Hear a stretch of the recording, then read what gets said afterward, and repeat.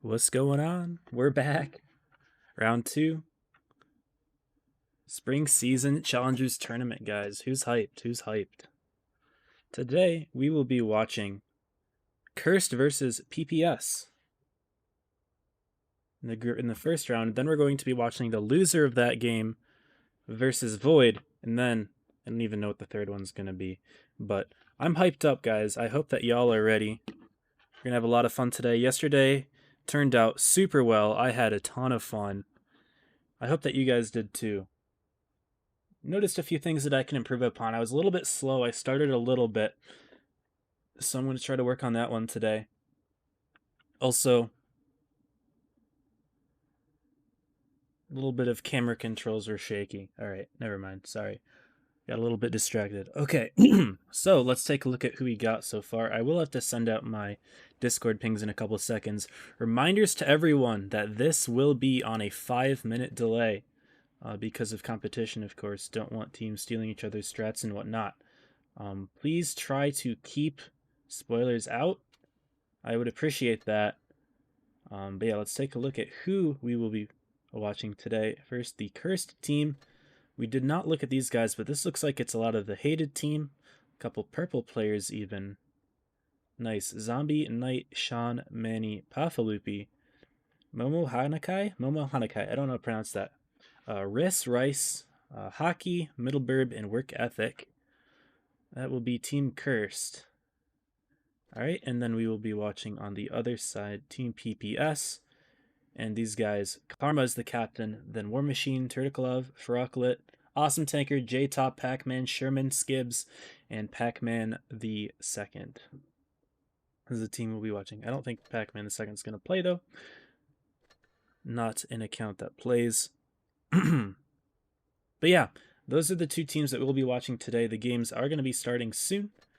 But I will need a second here to do my Discord pings momentarily, because the stream, of course, 5-minute delay, and it's almost 5 minutes into the stream, which means that, yeah, I will be sending these out just to make sure that y'all get them in time. Yo, thank you for the follow. I appreciate that. For some reason, not showing. Waifu Withdrawal Syndrome. Very nice username. That's pretty OP. Appreciate the follow. Welcome to the stream. Okay. I will go ahead and send those Twitch notifications out real quick through Discord. So I just need to change this.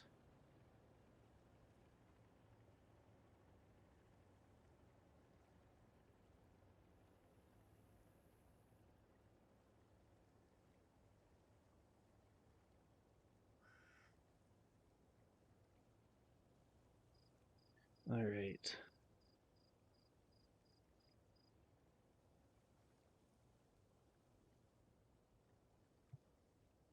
First one has been sent. Also, I do need to join that training room. I will do that momentarily. Don't worry about that, guys. Just need to send out my Discord pings and everything.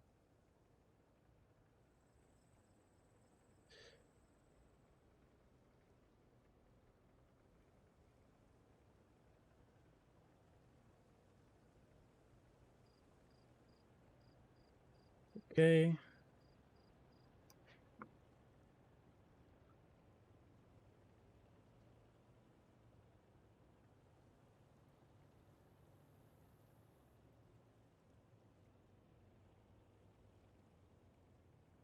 Sorry, guys, this is a little quiet. I apologize for that. I just had to send out all of my notifications on Discord, but we're good here. Team PPS is all ready and everything. Cursed kind of waiting in the middle.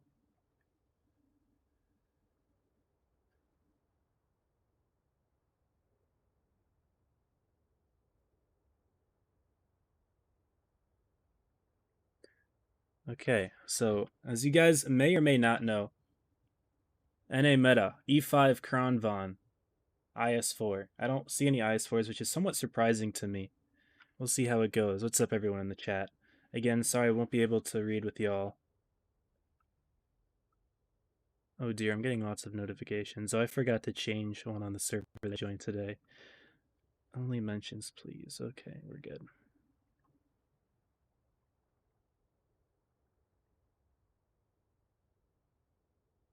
Team Cursed is going to move in. Perfect.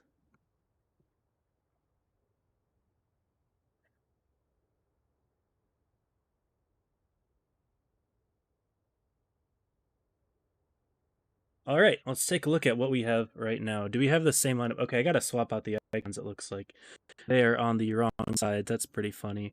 Cursed is on the right here. PPS on the left. What's up, Chariot? Thanks for holding down the chat. I appreciate it. What's up, everybody? Good to see y'all. Okay, so let's look at our lineups here. We've got about 2 minutes to do so before the games do start here. We've got triple Kronvon, triple E5 from Team PPS, as well as a T22 from Frocklet. I'm interested to see how this one goes. I'm expecting to potentially see a push towards the left side for PPS. They're going to go towards likely the C cap. I forget actually if it's A or C, but they're going to be going to the hills most likely. That'll be my guess, as that's where a lot of hold down tanks go. Team Cursed running a mouse. We love to see the mouse. Double T22s in them, so they're going to be running a much more mobile lineup. The hit points are probably going to be about equal because the mouse does have a lot of hit points to counteract the T22 having less than normal. Looks good, looks good. Double Kron, double E5. No IS4s in this game, which is actually very surprising to me. Hey, I appreciate the follows, everyone. Knight Rider, Tiger Beans, welcome to the stream, y'all. Again, this is a 5-minute delay, so won't be able to read the chat. I'll send a message in here for y'all.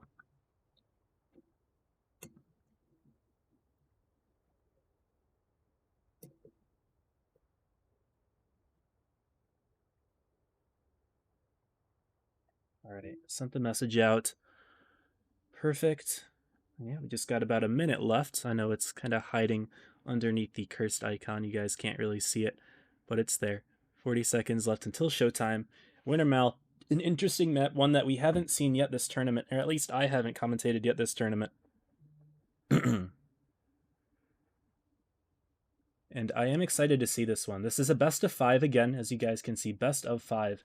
And if we look at what the match will be, let's see if I click on this one. So the first 2 games will be on Wintermal. Hopefully this will load in time. No, I'm not even sure if it will. Okay, then we got double Oasis Palms, and then Mayan Ruins will be the tiebreaker. Okay, so I'm interested to see how Mayan Ruins goes. I really hope that we do get to a game 5 set here. Oasis Palms is an interesting one as well because the Supremacy meta is much different than the meta that you normally would see on an encounter game hubs. Okay, so lineups haven't changed. Triple E5, triple Kron, and a T22 for PPS. Sorry, let me move my mouse. Actually, nowhere chill. Mouse, double Kron, double T22, double E5 on the right side. Much love from everyone in the game. Good luck to both teams. This will be a very fun set, I am sure. Okay. Let's see if my predictions were correct. Let me get my free cam all set up here. Okay, so I was correct about the E5s and the Krons all wanting to go towards this side over here. This is where the mediums tend to be, and it looks like Cursed is going to send their mediums there as well. If we look at the mini-map, the rest of Cursed is going to be spreading out throughout the town area a little bit. Mouse likely going to anchor down here. T22s are making a very aggressive push, all 3 of them. However, you guys can see the special speed boost for the E5. They're going to be rushing in as a pair, or as a trio rather. None of them have been spotted yet. The T22s are not in a position to do so quite yet. They're hiding behind that hill. They may get all the way there undetected. One of the E5s, there's 2 being spotted. Now Chris knows PPS is taking quite an aggressive stance here in Wintermal. Will the T22s be able to survive? I'm not sure if they're trying to run here. It looks like they are. Those tanks are known for having very troll rear ends. Will the E5s on PPS be able to put any shots in here? Looks like a couple, yes. Cursed is going to be up around 2,000 hit points out of that encounter. Sean down to a 1-shot on 399 health. An average roll from any tank on the PPS team, save the enemy T22, will take out Sean. And it looks like they're going to go for a push right away. Acting the premium consumables, you guys know those... The sandbags, they make you take less damage every time you get shot. They're going to push in hard here. Kronvon's forming a little pincer maneuver here. You're going to take out Sean. Reese is next to go. They're going to focus him down here. The E5's ignoring work ethic here. They're going to get the kill. Pafalupi is going to try to get in the fray. They're going to ignore Pafalupi, though. No need to shoot the mouse. That tank's gone. Not necessary. PPS is off to a good start. Hit points are pretty even, though, but PPS focusing fire, sharing their hit points. Although there's only 1.5 hit point difference, PPS is up 7 tanks. They have 3 extra tanks. Pac-Man taking a big hit. He's going to be brought down to a one-shot. And now it's 7-on-3. Sherman being the first to go, but it's basically over. They're going to start ganging up on Papalupi. This is a very quick first game. Lots of fireworks on the map here. Wish that I could have given some better insight, but this was just a straight-up rush. Was not expecting an aggressive play from the Kronvons. You guys know that tank doesn't have the best damage output. The lowest DPM at tier 10. It's very difficult to rush in those tanks. But the play that they did, the E5s pushing in first, then the Kronvons coming in from the side and performing a pincer maneuver. Shout out to the clan pincer, my homies. And it worked out very well. They are able to put their burst damage out at the beginning, and that's what allowed them to maximize their damage output. Even though their sustained output isn't very much, getting those initial burst shots are enough to throw a real punch into Kirsten's jaw, scare them enough to make them falter, consider their choices again, and Kirst falls. Game 1 goes to PPS. Well played. Solid game across the board. PPS, a lot of their players doing very close damage with each other, very equally distributed amongst them. They looked fantastic that game 1. Hit points were very evenly distributed. Even though both teams had an equal amount of hit points near the end of the game, PPS had 7 tanks, Kirst had 3. Some fantastic HP sharing going on there. Real good job by PPS. Hopefully Kirst will be able to come back from the second one. I think the problem that they made was leaving those T-22s isolated, not expecting PPS to play so aggressively. Was something that you could have predicted with the lineup. 3 E5s. PPS is going to really change it up this time. Sacrificing a Kronvon and their T-22. They're going to go double mouse. Insane. Double mouse is not something that you see very often. Even single mouse isn't really part of the meta, although you will see one every once in a while to lead a charge. 2 of them will be interesting. I'm excited to see how this plays out on Wintermal here. Kirst is going to keep their double T-22. They're going to go triple E5s and double Kron now. I like it, I like it. They're going to ditch the mouse, though. This means that PPS not having any medium tanks, Kirst having 2, PPS is going to have a massive hit points advantage. And sometimes this does come into play.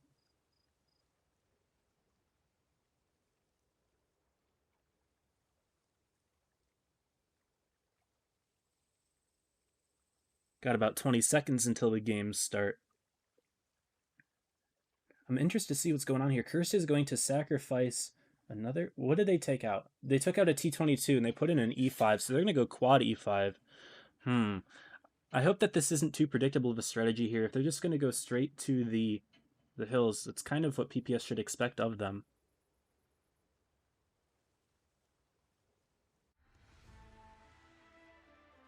And here we go, triple E5 versus 4. As you guys can see, E5 is carrying this map. I am curious as to see why there are no IS4s. But again, this is a very open map, even on both sides, even in like the hill area, the town. Both sides. Pretty nice and open. I see that my PPS logo isn't all the way in the corner. I don't know how I missed that. I'm sure that's been bothering all of you. Oopsie. Alright, let's get our free cam set up. Kirst is going to go back to the A corner. PPS is going to take 1 tank this time there. Actually, no, the rest of their team is going slowly in. This is similar to what happened last game when PPS sent in 1 tank at first, and the others went unspotted right in. See how Sherman's doing over here. The 2 mouse from PPS are going to be going towards the B area. It's not likely that they're going to cap in. They might anchor down over at that church right there. It wouldn't make sense for them to cap it, because once they do, Kirst would know that it's time for them to roll in. A couple shots being traded. Frocklet taking some hits, getting over to the corner, but now the triple E5s are situated. Kirst is going to be holding with 3 tanks of their own here. The mouses are getting into position. They do put a couple shots into middle burb. And it looks like, yes, Kirst is going to respond by pushing to the left side. as I somewhat alluded to, they're going to put their e5 in A. I am very curious as to why caps have not been a roll. It seems like they're both just straight up brawling, no need to cap. I don't really understand why it was necessary to do. This game is definitely not going to be decided by cap. Pafalupi taking a few hits here, all the e5s putting a shot into him. He's going to be at 800 health. But Kurst is going in with all their tanks. Middleburg taking a hit. He's going to go down right away. Pac-Man being focused out by Team Kurst. Who's going to be next? Both of these e5s have their special consumable on, which is going to make it somewhat difficult to be taken out quickly, but it seems like Frocklet may be the next to go. Frocklet goes down. Pafalupi being focused down by PPS. Sean may be next to go. Yeah, Sean does go down. PPS having 5 players. Kurst having 4, but the hit point differential is massive. Kurst is really taking a beating here.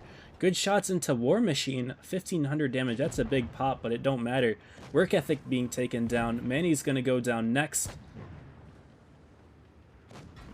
Actually, no, they're going to turn their attention potentially to the e5 here. Not entirely sure what's going on. PPS not really focusing anymore. They don't want this game to swing back around. It's not likely that it will. They are double cursed in terms of hit points. Reese is about to go down. Manny is holding on for dear life. I think it was a good play from PPS, taking out the tank that had more DPM in the end, but does it really matter? The 2 mouse from PPS ending on nearly full health. This does show that Chris didn't really think the mouse were going to be a threat, and now they're just kind of pushing their way around here, dominating. They have so much hit points at the end, there's really no way that the last 2 Kronvons from Team Curse are going to be able to take them out. This is a very quick set so far, guys. 2-0 to Team PPS. It's not what I expected either. I expected this one to be very close. Let's take a look at the carnage here. Every tank dying in this corner. We see some turrets flying as well.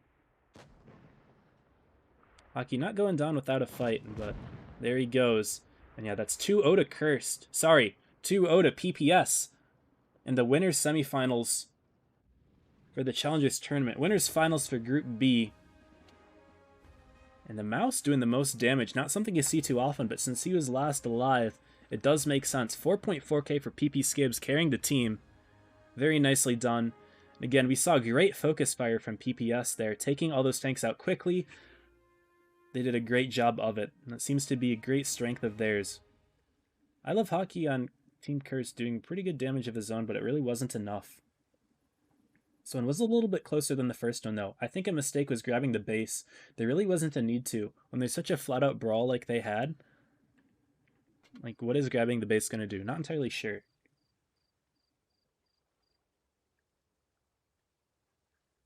We are now moving on to Oasis Palms. This is going to be an interesting map. There's a lot of different meta plays you can make. Typically in pubs, you'll see a lot of the tanks going towards the hilly area. However, in Supremacy, there are 2 bases in the town area that are easy to control. So it's a very big toss-up on where you can go. I would say the hills have better positioning, but of course having 2 caps in this mode is very important. So we'll see what happens here. It looks like we got triple E5s on PPS. They do great with triple E5s. No reason to change it. Double Kron. They're going to keep 1 mouse, and they're going to put a T22 back in there, subbing that out for one of the mouse. And then Curse running an E100. This is not a tank that you see very often, especially when the mouse is a thing, and it does its job very well at soaking the hit points. Maybe they want that 640 alpha. We finally do see some IS4s in this game. They're going to be on Team Cursed. 2 of them. There's got an E5, and they have a Vickers for spotting, so it looks like Cursed, definitely decent chance that they're going to go to the hills here, maybe have their E100 anchoring down. Not entirely sure what the strategy is going to look like, but we'll see how it goes. This is do or die for Cursed. They are losing 2-0, and this is the winner's side, so no teams will be eliminated in this set. Also, I just noticed, look at all those no avatars on Team Cursed. That's pretty funny. But yes, the winner will be sent to the winners finals. The loser will be playing Void in the next set, I do believe. I think they're playing Void. I'm pretty sure. Don't know. Second and last COVID shot. Congrats, beep beep. Alright, let's get the free cam all set up here. I am curious to see where Team Curse goes with that Vickers. He will be going to the B area. But Kerr sending most of the tanks to the A, B. Did I say B area? The Vickers is not going to the B area. He's going to the hills. He's going to likely face off against this T-22, although neither of them know that they're there yet. PPS is having more presence on this side. Definitely don't want to leave Manny hanging. And it looks like the Kronvons may be setting up a trap. Yes, Manny taking 900 damage right away. There's no way that he's going to be able to get out of this one. The T-22 is going to rush him down. Not looking good for Manny so far.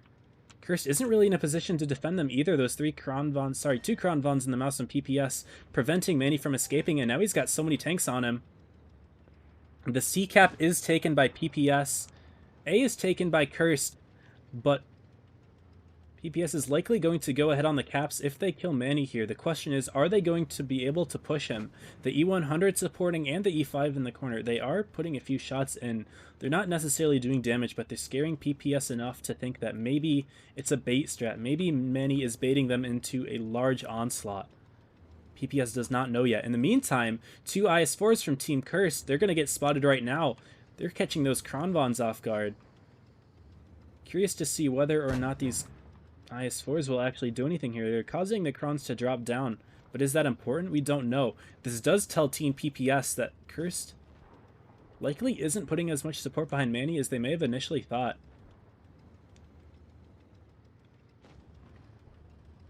Curious to see what's happening here. We can look at it from Manny's perspective. He still doesn't know what to do. Frocklet's starting to make a push on him, but Team PPS still not really willing to do that yet. Cursed is still in this. This is anyone's game. Cursed is up by cap points, so it is to PPS to get a kill quickly here.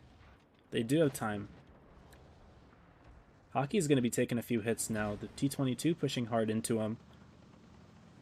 Things are starting to fall apart a little bit for Cursed. They are going to be going down about 2,000 hit points here now. They do have the hit point advantage, but is it going to be enough? Not a whole lot has happened over here in the town. Kronvons haven't really taken too much damage. They put a couple into Jta, traded a few for work ethic in the IS-4 there. Manny's still in a precarious position. He was not able to get out of it. This mouse is kind of trapping him from it. And he's just going to be inching forward slowly. There goes a hit into Jta. A slow game right now. Despite the fact that Manny is in a difficult position, PPS still not pushing him. They have 4 tanks right there. There's a decent chance they could just take him out. They would be up on cap, and it would be up to Cursed, who is currently down 3,000 hit points, to make the push in order to regain cap control. Do see the B base being uncontested. No one's even trying for it. Very wise, although tension could definitely spark. The tank drives into B, and it might be necessary for PPS to do so, as they do seem to be very scared to go for Manny here. PPS is going to make a play, though. Karma peeking out like that. Is he going to spot anyone? The Kronvon's looking at him, but this little building in the way. There we go. The E5s are making a play into Manny here. They are going to take the cap lead as soon as they get the kill here.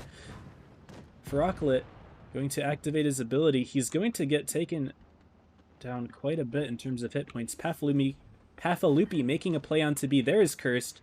If they get 2 bases, things are going to be very good for them. Although Cursed is going to lose Middleburg most likely here. He does go down. Down 2 tanks. Hit points are in favor of PPS again. You guys look at that hit point sharing. Jta's low. E5 is low. Both of them, in fact. They have complete control over C, and you would think that this would mean Cursed would be able to push into the town here, but that's not the case. Pafalupi, although taking B, gets taken down very quickly. Work ethic going down. This is going to be a quick 3-0 for Team PPS over Cursed. We're going to see PPS in the winners finals, most likely. Caps do reach 1,000 points. That's going to be the end. GG's to PPS. Cursed likely not happy about that showing here. We don't get to see even a game 4. I was interested to see how mine would be played. That's a very dynamic map. But no, it was not meant to be. Kronvon on the top with 3.2k damage. An unfortunate showing for Cursed.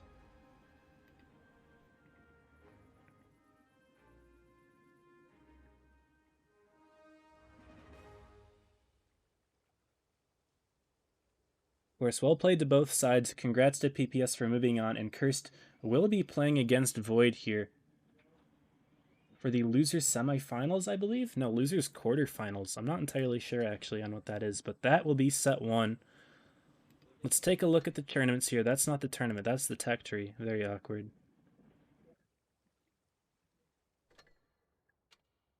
The Challengers tournament. We'll go to the chart. Don't know if it's going to have updated in here. Yeah, PPS taking it 3-0 over Curse. And Straight will be playing against Rival. Remember, guys, Straight is the #1 overall seed here. Their set has not yet finished. This was somewhat of an upset, guys. PPS was the #7 overall seed. Yesterday, they shocked by upsetting #2 Eclipse. Today, beating #4 Curse. They're securing their spot in Winners Finals.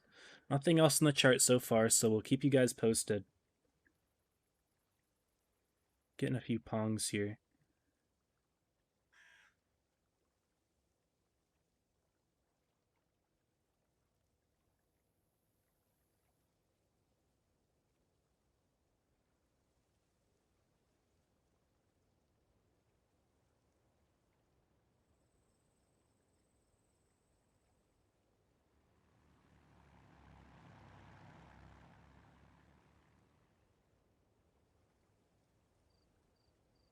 All right, good stuff, good stuff, good showing. Let's check the tournament listing again. I doubt things are going to be all set yet. It's very unlikely that this is going to be a 3-0. Both teams are very solid here. Could be a 3-1 though. If that's the case, it's probably over by now. Does not seem to be so. We can take a look at other tournaments. If we go over to the professional side with the top 8, sorry. Well, now it's down to 6. Apex versus Jokers. How's this one going? These are 2 very good clans. Apex, of course, is the more competitive clan for Pincer. Yep, they're still going on. How about Primo Rain? Also an intense set. No surprises there. 4 fantastic clans.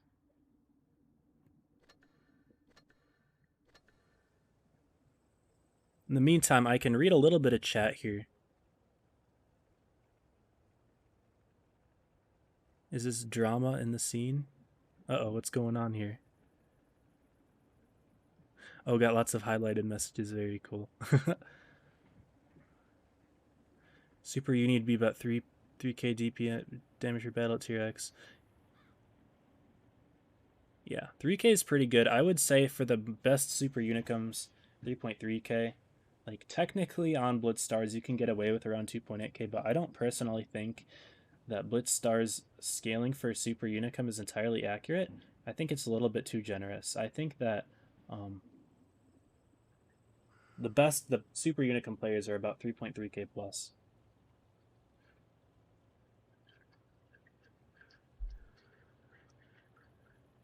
PPS top 4, yes sir, PP made it. No need to push Vickers dead whenever you want. Fair enough, fair enough.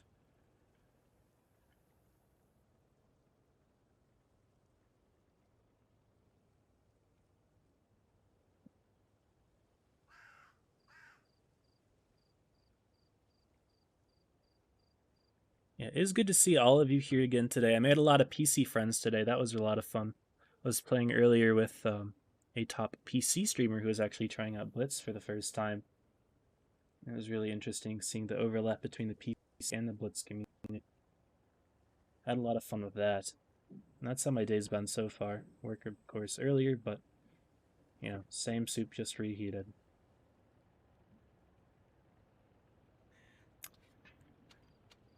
Pull out the Crown Von again to support Crown Von meta. Again, a tank that continues to surprise me every single time that I see in a tournament. On paper, the Crown Von is utter garbage. It's got the worst DPM at tier 10, and it's worse than most tier 9s. It might be worse than all tier 9s except for the Emil too. I don't remember entirely, but it is really bad on paper, but it performs so well. It's basically the staple of tournament play at tier 10, and I think the reason for that is it's not only the amazing turret armor, it's the fact that it can hold so well, and if you want to push into it, it bursts you for 1200. Of course, you have to hit your shots, but like It's hard enough to push into the turret armor, but then pushing into the turret armor / autoloader, it's tough. So let me replace the PPS logo with Void before I do forget here. We got Void over there. Let's move them over. Here we go, get that set in the corner.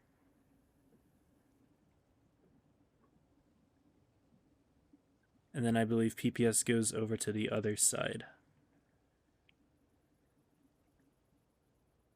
Let me take out Cursed. Oh.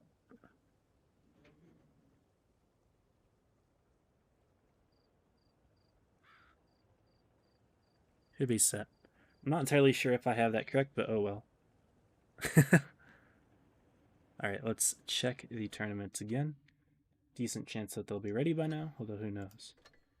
Pramo Rain. Still going. Apex Joker.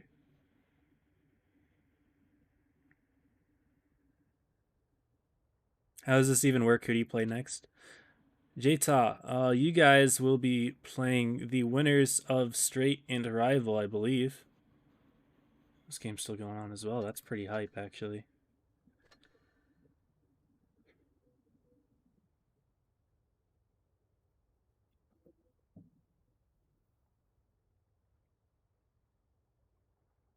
I guess we continue to wait. We can see if Straight and Arrival are done. Sorry for making the game short, lol.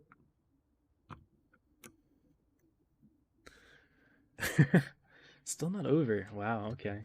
Got a lot of close sets. This is the quick one, huh? You guys got the short stick for sticking in this stream, man. Unforge. Hey, at least it's less time that I spend uploading the game on YouTube.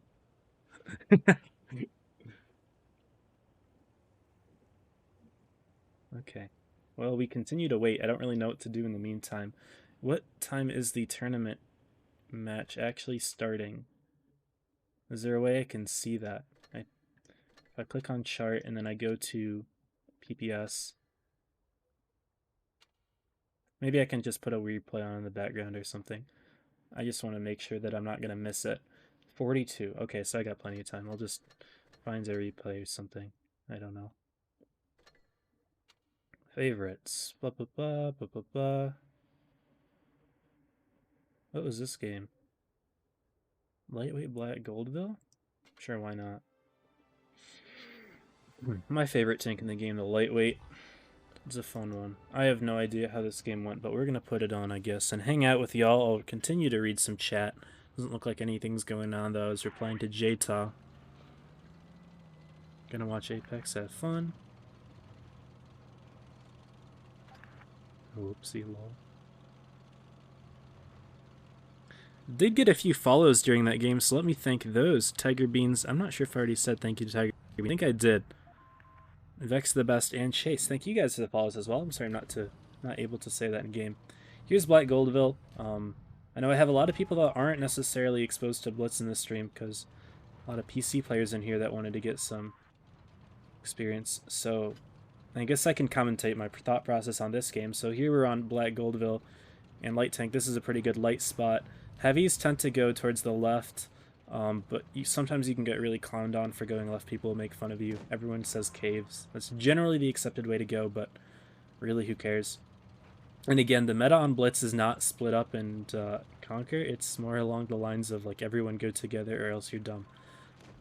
I try not to get proxied by this T-32. I don't. I'm going to put a couple of shots into the Emil here. I am spotted. I decided actually I want to shoot the T-32 instead. Go for the third person. Very cool. Off to a solid start, and I think that he missed his shot. No, he's just not watching me at all. There's a P-43 that I hadn't spotted. PC Gamers Rise Up, yes sir. Yes sir. Another game for PP tonight. I don't know. I'm not sure if I'll be commentating them or not.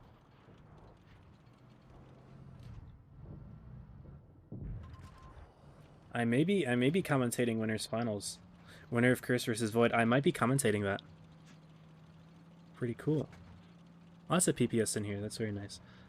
Alright, so yeah, basically that's the meta. I don't really need to explain a whole lot else in terms of thought process. You guys all know how to play World of Tanks, but in terms of the map, a lot of the mediums will go in this area. Here's a random T-28 Defender. That tank has a 3-shot autoloader, 1200 average damage. Don't want to fight that guy, of course. Y'all are not surprised there. It's a 4-on-5. I'm willing to take a hit from the P-43, and I'm going to circle around the Defender because it doesn't have a fully rotatable turret. And, since I was going to shoot the P-43, but nah, whatever. P-43 first, of course. And I can circle around the Defender, no problem. So 4-on-4. My team's doing a pretty good job, though.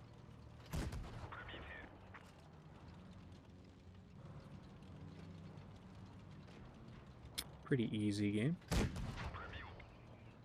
Haven't done anything fancy either. I've just kind of been able to put damage in. This tank is fun for that.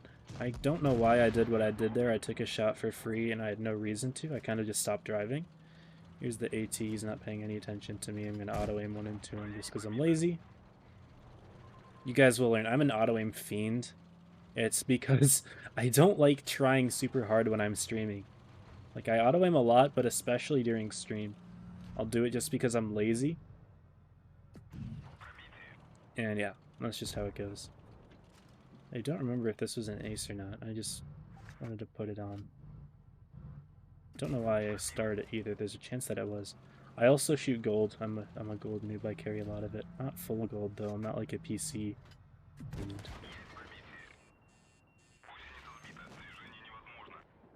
Do I steal the kill, Keck? Yes. Gamer moment. Alright. We've still got a little bit of time until the next set. This is unfortunate. Okay, we do get the ace there. Nice. I think most of the games I saved are probably aces, one form or another. I'll take a look at the chart, then I'll play another replay and we'll get on to our second one. The second replay I'll show will actually be a tournament replay. This is when I was playing a quick tournament. I think it was either... It was like Tuesday, maybe? Last Tuesday? Voice is a nut. Hey, I appreciate it, waifu. Thank you very much. My voice is a little bit shot. I was talking a lot earlier. I appreciate it, though. Thank you. Normally, my mic is a lot closer to my face, and then it sounds even better. But I'm speaking a little bit louder than I normally do because, of course, commentating, and I need to get a little bit of energy going. So normally I'm really laid back. But I do appreciate that. Straight versus rival. Still not done. Ooh, that's actually really awesome. They must be in game 5. There's no way they're not. Favorite streamer. Hey, I appreciate it, Instakarma. I'm still working on my commentary. I know it's not the best. I'm working on it. This is my first time doing it. Yesterday was my first time. I tried to reflect on things I could do better, but it's not always easy. Ooh, Rain is going to beat Primo 3-1. Of course, you guys know Rain are the favorites. They are the #1 team in terms of cups. They placed first overall. Fantastic team led by TJ. As you guys can see, these are all elite players, all some of the best on the NA server for sure. At least most of them anyway. Keck, no, I'm kidding. Thanks for the follow, Sheepchalk. Welcome to the stream. I appreciate your kind words. Apex Joker. I'm crossing my fingers for Apex because, you know, they're my homies. And you too, J-Taw. Appreciate it, man. They're my homies. No bias, though. No bias. Apex are going to take it 3-2 over Jokers. Ooh, so they will be... Whoa! Hey, I appreciate it, Stinky. Yo! Stinky, you're goated. Holy cow. Thank you so much, Stinky. Yo! I actually goated. I'm not able to read that for some reason. I'm going to have to pull that up somehow. I don't know how.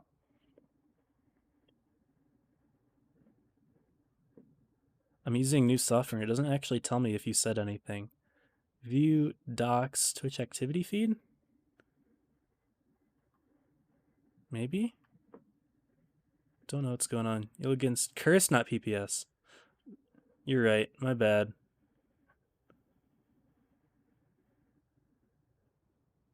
Thank you for the catch. I had the wrong icon on. Thanks, Iris. I don't know why I put PPS up there. It's not showing for me. I'm sorry, Stinky. I'm not able to read it, but hey. The 10? I appreciate it, dude. I'm gonna do what I said I would do earlier, okay? I'm gonna try to do it this time. Yeah, GG to Apex. Congrats on taking it 3-2. Do we have our other game yet? Man. Still no. Okay, whatever. We're going to leave it. I'm going to run a replay. This will be a tournament. No, it won't be. I don't want to run the tournament replay. It's just me farming damage. It's no fun to see. Which one of these two is better? Mines or Castilla? I think it was Castilla. I'll just play this one. Castilla's a very campy map.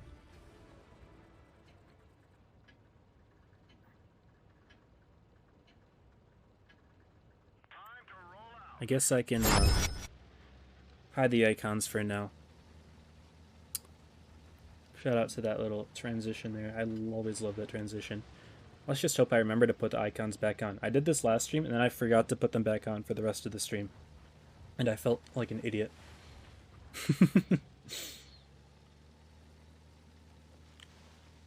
Also, shout out to Dunk244 for giving me the icons. It was very kind of him to gather them for me. But yeah, Castilla's a campy map. The mediums do tend to go up to the church area here. The church, the whatever you call it, the bell tower. Heavies normally go towards the other side, but mine are playing very passively, which I honestly don't mind. It would be nice for them to get a little spotting, but the fact that our team is somewhat spread out like this means that, you know, if they committed too much, they would be pushed pretty easily. Nice to take it to the enemy team. I'm just trying to get some vision, so I turn my turret a little bit here. And I think, okay, he's not paying attention to me, right? I'm going to go over.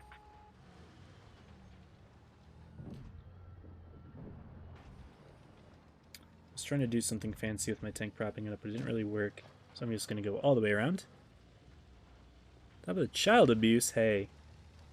Shoot the camper. There's another one, actually. I'm going to hit some nice shots on him. Versus the defender wants a piece of this. And I'm not the most held down here. I go for the track. Yeah, admittedly not the best position for me, but I mean, it's pups. Who cares? 704.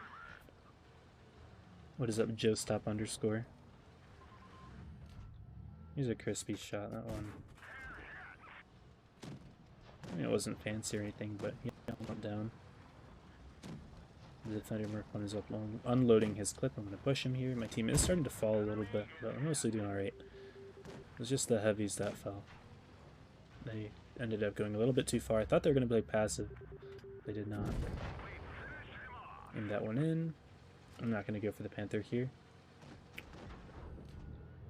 This shot is tricky. I went in. I didn't go for a Hesh shot because I wasn't sure if I was going to hit the gun. Turns out that I max rolled the Borsig though. Shout out to that crew skill. And I'm going to sneak one in right here. I'm proud of myself because I have bad aim. I'm not good at aiming in these games, so at least I'm proud of myself for hitting those shots. I'm not a mechanically gifted player.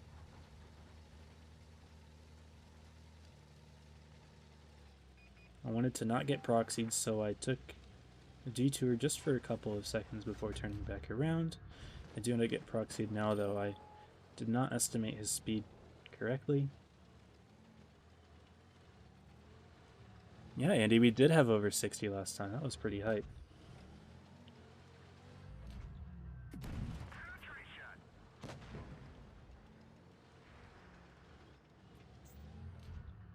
Now it's just Hesh harming for the rest. Not a fantastic replay, but basically all of my good damage replays are just ones where I farm because I'm not a damage dealer.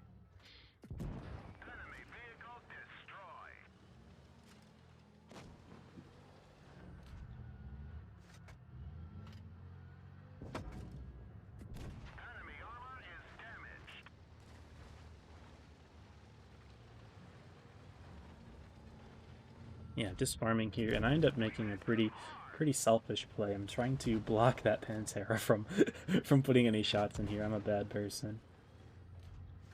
Didn't end up getting to block that shot. I wanted to get a 6k game, and that required me to get as much damage as I could.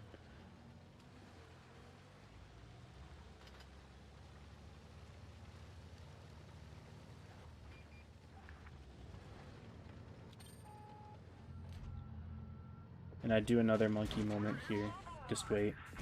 Bounce. Oh my goodness. I'm a great player, guys. And I was lazy, and guess what? I do another monkey moment bounce.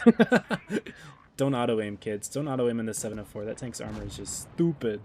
I ended up not even getting the damage here because the guy behind me with 0.1 seconds left on my reload, Shabloip, shaking around because I wanted that damage. Feels bad, man. And we do have some news here. 5.5k game, fancy whatever. Have some news if we check the tournaments. And I see this in the chat, so it was spoiled, but hey. Team Rival beating Straight 3-2, the #1 seed for the tournament. Getting upset by Dunk and Rival. This is the 6th seed, guys. They making it to the finals. That's impressive. Wow, great job to Rival. Dunk leading them, guys. This guy is the one who gave me all the icons that y'all see. Great job to them. I'm very interested to see how that set went. They must have been very equally matched. We know that Straight is a great comp team, only missing out on the top 8 by a little bit to, I believe, MM. Who was the 8th seed? It was MM, correct? No, it was Purple. So let's see. It was 31,700 trophies versus... No, never mind. It actually wasn't as close as I thought, but like, Straight's really good, guys. Straight's pretty good. So, good job to Dunk. Well, wait a little bit more, guys. Unfortunately, we don't have the room invite yet. A little strange. You'd think that we'd have it by now. What's going on here? I don't seem to have a room invite. Aren't the games supposed to be at 42?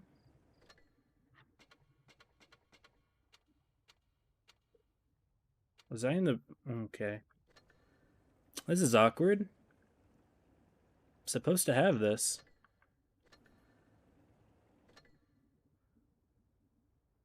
Maybe not. Maybe I was wrong about the timing or something. I'm gonna cross my fingers here. Don't know what's going on though.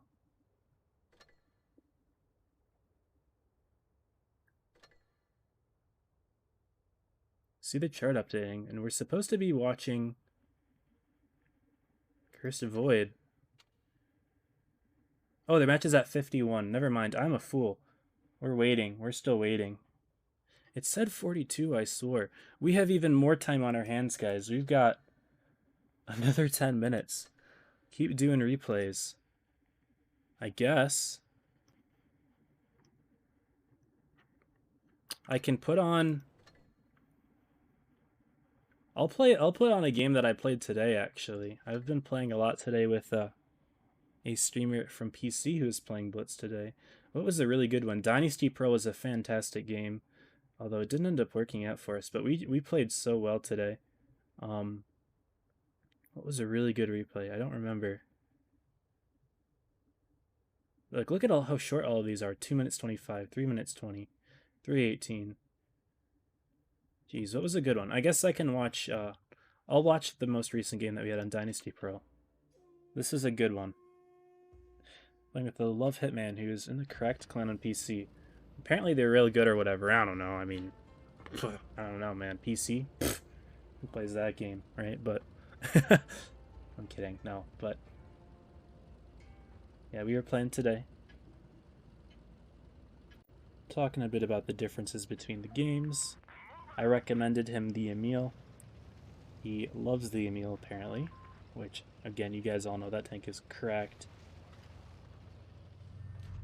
But we're on Dynasty, and many of you who watch the stream do know that I am not a fan of this map at all. I just don't understand it. I don't think it's a terrible map. I don't think it's designed super bad.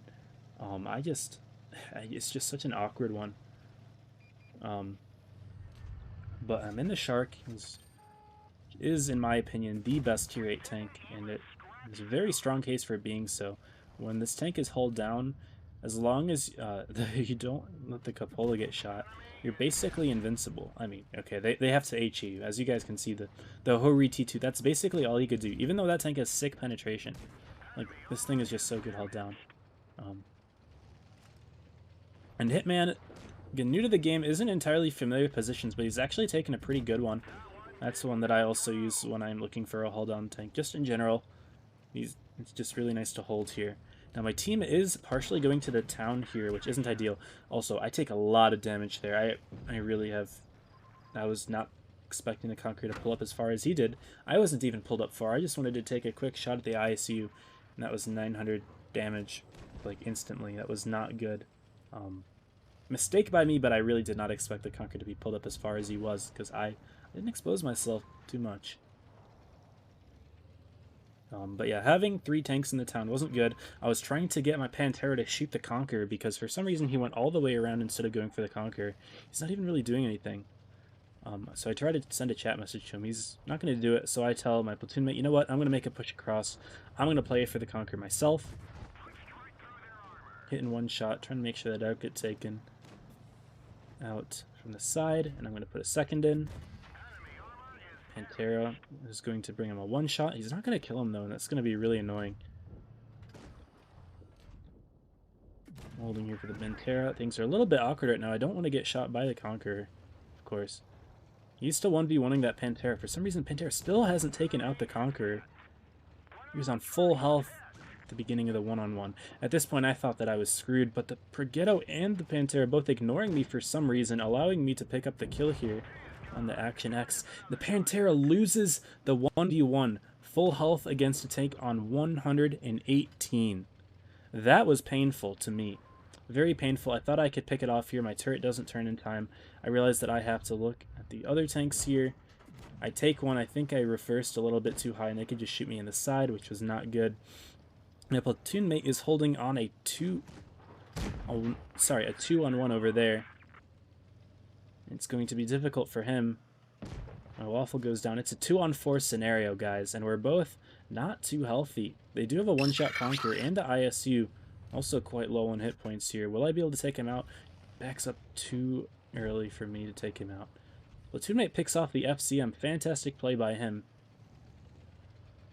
He may pick off the ISU as well. Yes, he does so. And now it's just me and Tim against this full health Progetto who puts one into me. I'm not in a great position yet. Now I am. Much better. I'm looking good, but unfortunately my platoon mate is not very healthy. I put a shot into the Prog. Prog does get around me, and I wanted to circle around and get a shot at him. I do so. My platoon mate is clipping, so it makes things a little difficult for me. Hey, thanks for the follows, by the way. Juan Wick and Suvi. Appreciate it. At this point, I'm like, okay, do I go get the Prog? I don't know if I can. I peek out a little bit too far. The Conqueror hits me. That was bad. Thanks for the follow, Stump. Hey, appreciate it. That was real bad, though. Taking that hit from the Conqueror, no good.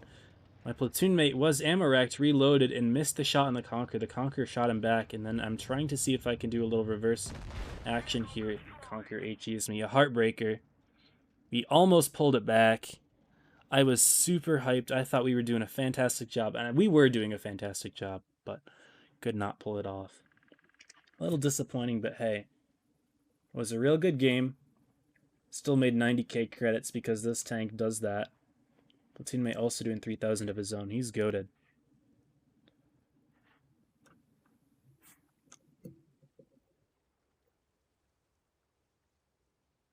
Alright, GG's though. Although we did not pull it off. Conqueror had a great game of his own. Clear is a good clan. You got the steel wall as well. Really disappointing that the Pantera couldn't do anything to him, but you know, it is what it is. Here's our room. Void versus Curse. Do I have to flip the things? Let's see. No, I did it right. Goated. I'm so good at this, guys. Peep that transition also.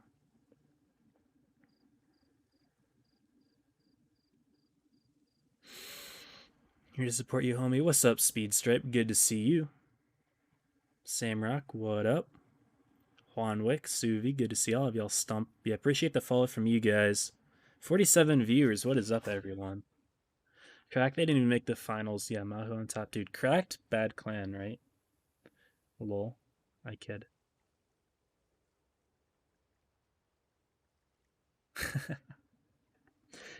It's really cool, guys. I was hanging out with some PC professionals earlier, and it seems like there may be a little bit of a migration from PC players to Blitz, they caught wind of the fact that the Twister finals have a $50,000 prize pool, and that has intrigued them quite a bit.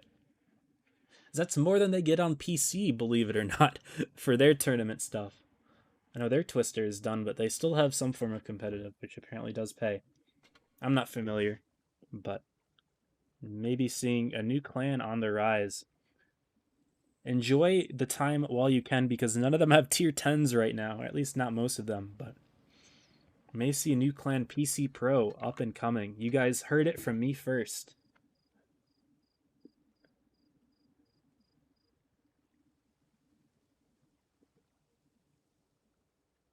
All right, we're going to be waiting for both teams to go. We've got around 3 minutes. Curse does love their E5s. They're picking an IS-4 again. We didn't see any IS-4s from PPS last time, and it worked out for them. We're on Port Bay now, though. Let's actually take a look at what the set's maps will be. Cursed Void. Again, this is the loser's side of the tournament. So the winner will advance, but the loser will be eliminated entirely. Okay, we got double Port Bay, double Rockfield, and Hellas. Okay, I'm not familiar with the competitive meta on Hellas. Port Bay will be fun. This was an interesting map to play back when medium tanks were meta, back all the way in 2015-16. That was tons of fun. I really enjoyed that back when medium meta was a thing, and even now, even though heavies have taken over. Still a good map for comp. I'm not a fan of it in pubs. I hate Port Bay in pubs because no one knows what they're doing in Port Bay for some reason. But in competitive, once you have a team that knows what you're doing, it's actually such a fun map. There's a lot you can do with it. The medium side, which is normally meta for pubs, isn't the only way to go, as the town has a cap of its own, and it has better control over the middle cap. So it's an interesting map. I am excited to see how this one plays out. Medium side, of course, the team that wins the corner has a very big advantage. And it looks like Curse could send a Vickers over there, although the Vickers isn't, in my opinion, the best at performing over there, as it's a little bit tall. The corner, of course, is very good for hull down tanks that are very low profile. If you're too tall, you can get bled out. Everyone will be able to shoot you, and you will die. So we'll see if any teams make that mistake. That's a very easy one to make.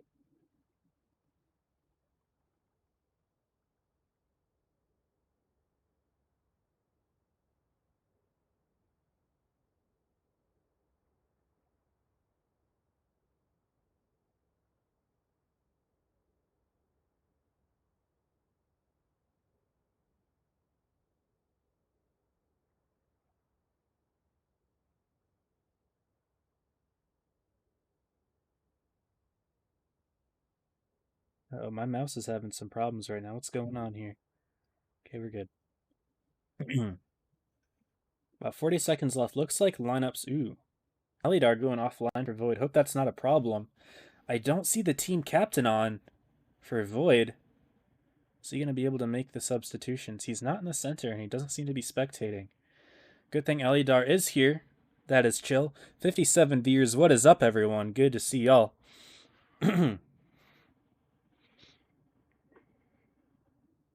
Okay. Double IS-4 for Void. Double Kron, E5, Mouse, and Vickers. So there is a Vickers on Void, Vickers on Cursed. We got double Kron, double E5. Do we have the same lineups on both teams? No. It's an IS-4 for an E5. But other than that, identical lineups. You guys can clearly see what the meta tanks are. The Mouse being one of them, honestly, you know. We've seen one in just about every game we've played. I was going to say it's not something that you always see, but wow. Lots of Mouse showing up. Means that there is a decent chance that tanks will be contesting the B area, as that is where heavies do end up going, is the A-B side. However, the fact that most of these heavies are good at going hull down means that C is viable, and occasionally you will see a heavy tank crossing the river to go to the corner side for C. Let's see how that goes. This is a very low ceiling map. Unfortunately, I won't be able to fly up any higher than I am right now. Void will be sending many tanks over to the A area. Chris doing the same. NA230, the MVP from yesterday's set, if you guys watched that, will be playing a spotting position on C, trying to spot out Kirstein. Meanwhile, on the other side, Manny going for an opening spotting run. is going to light up a lot of the Void players, 3 of them getting spotted instantly. Yours hasn't been lit yet, I take that back. Middle Burb is going to be spotted here. Small shot going into Bagel. Other than that, nothing so far. Team Void is setting up to potentially Cat B here. A couple tanks on C as well. The E5 is going to push in. He's got work ethic behind him as well. I love Middle Burb's camo on the E5 as well. That's the same one that I run. Let's go over to Austin. He will be holding on to this area as well. Middle Burb's going to try to go for caps, although Austin will be able to reset with HE. We now have Manny taking the corner. As I did mention earlier, this is a very important position when there is a brawl in the area. Unfortunately, though, Void isn't going to take the bait. PPS is going to cap C.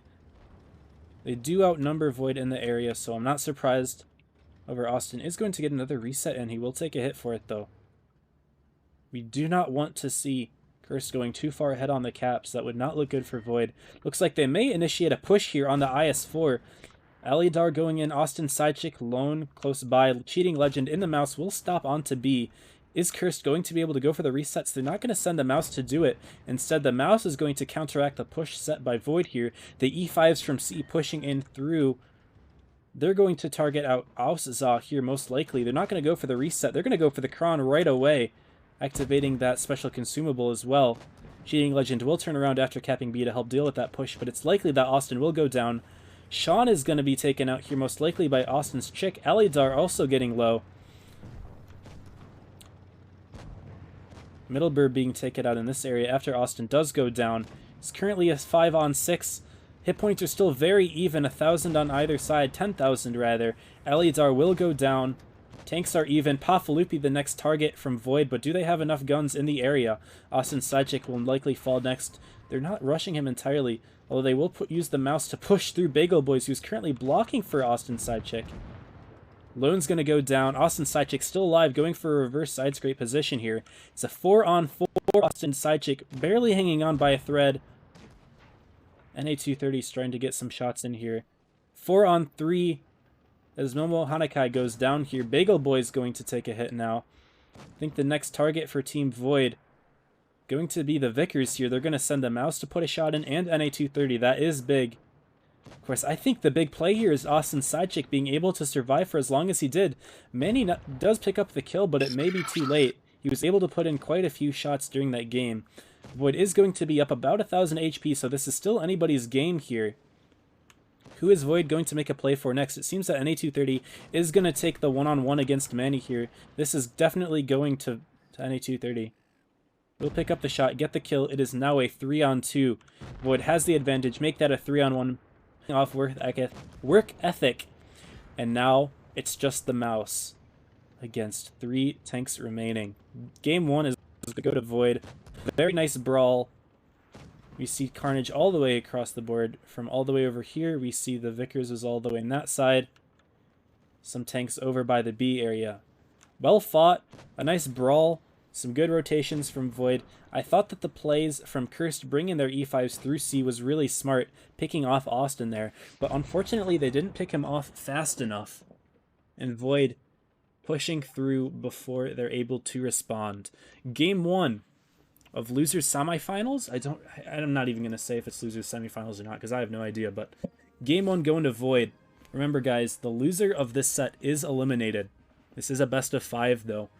Curse definitely has a chance to bring it back. Bagel Boys, fantastic game. IS-4 on top, 4.4k damage. Real good job there. NA230, 3k of his own.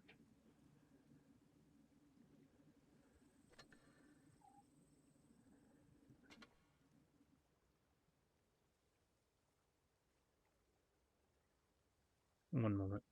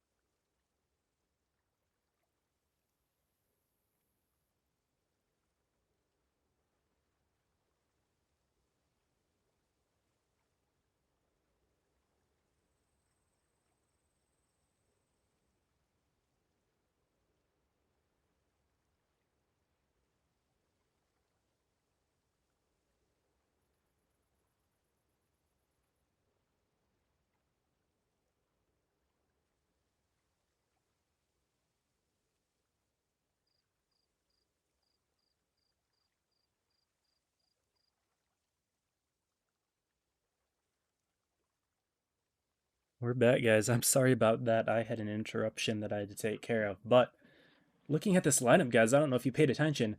Double T-22s on Team Void, but what's even more interesting, we have a new tank in the tournament, guys, the Object 260. This is the first time that I've seen it played at all.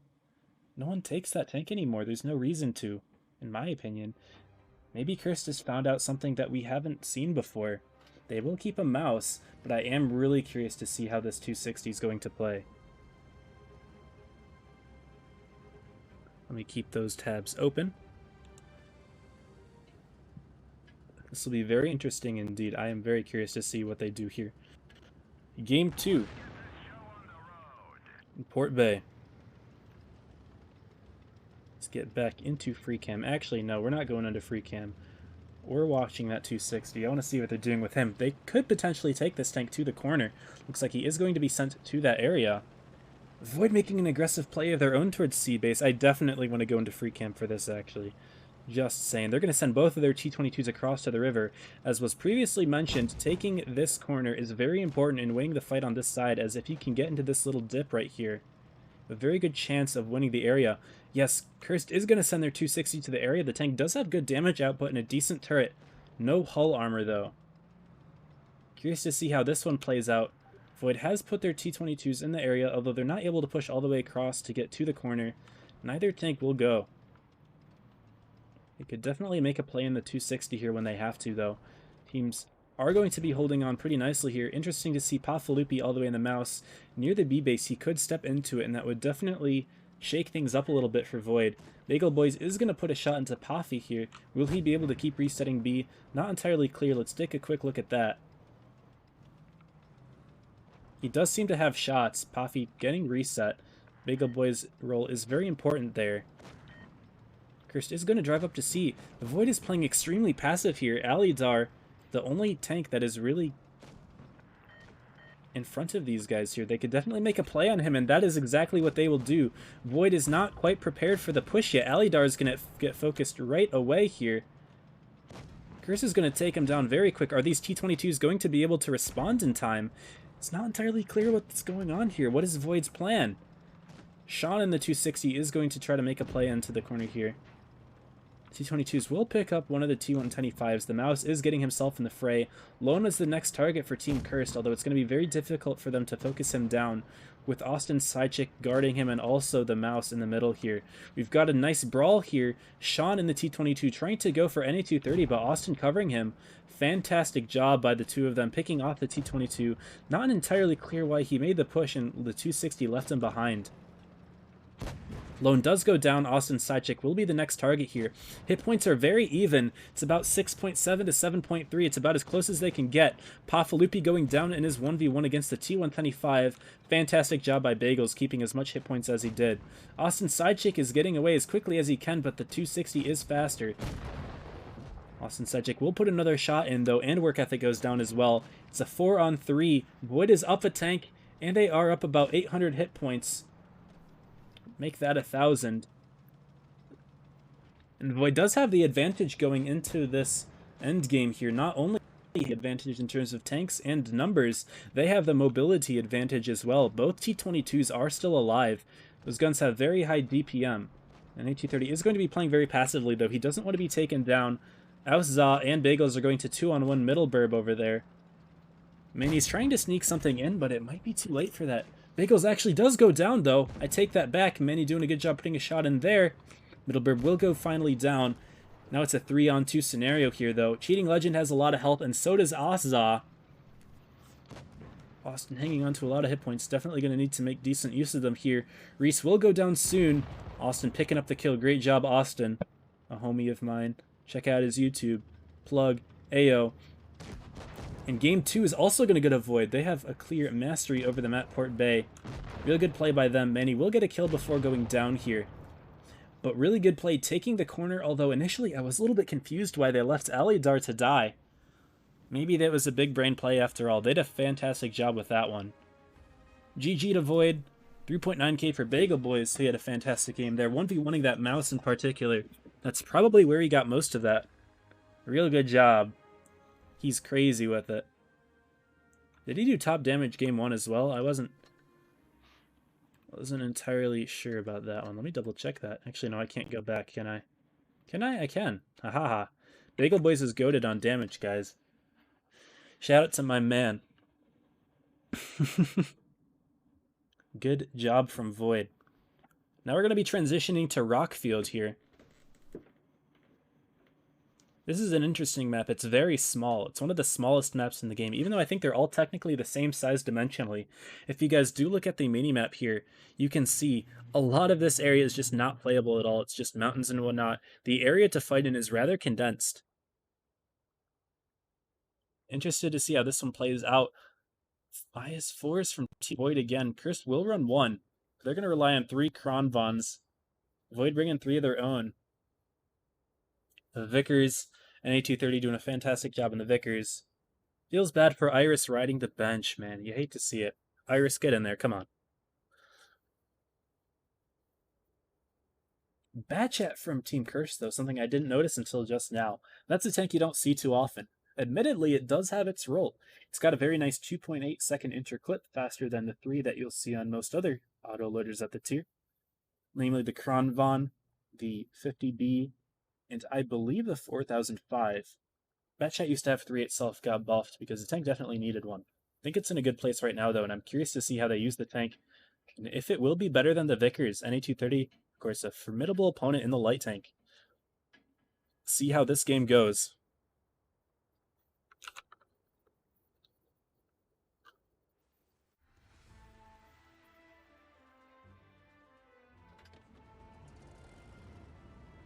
Alright, game 3 here. Rockfield. Curious to see where this one goes. I keep saying that word, I feel like. Cheating Legend saying, I am mid-cron. I hope they have their strat down. Yikers. Let's get the free cam going up here. I'm curious to see where they send the bat chat. That's what I want to get here. In fact, let's just get Manny's perspective directly. Manny rocking the top 8 camo for Twister season. He will be playing up. Where's the A base? I'm not sure if he's going to fast cap it or what. Ooh, it looks like he wants to fast cap it. No, he's going to turn. No, he is going to fast cap it. Oh, wow. Void having a lot of players here. Many. Uh-oh. This may be bad. He's going to take one hit. And A230 may make a play to cut him off. No, he's going to go for B here.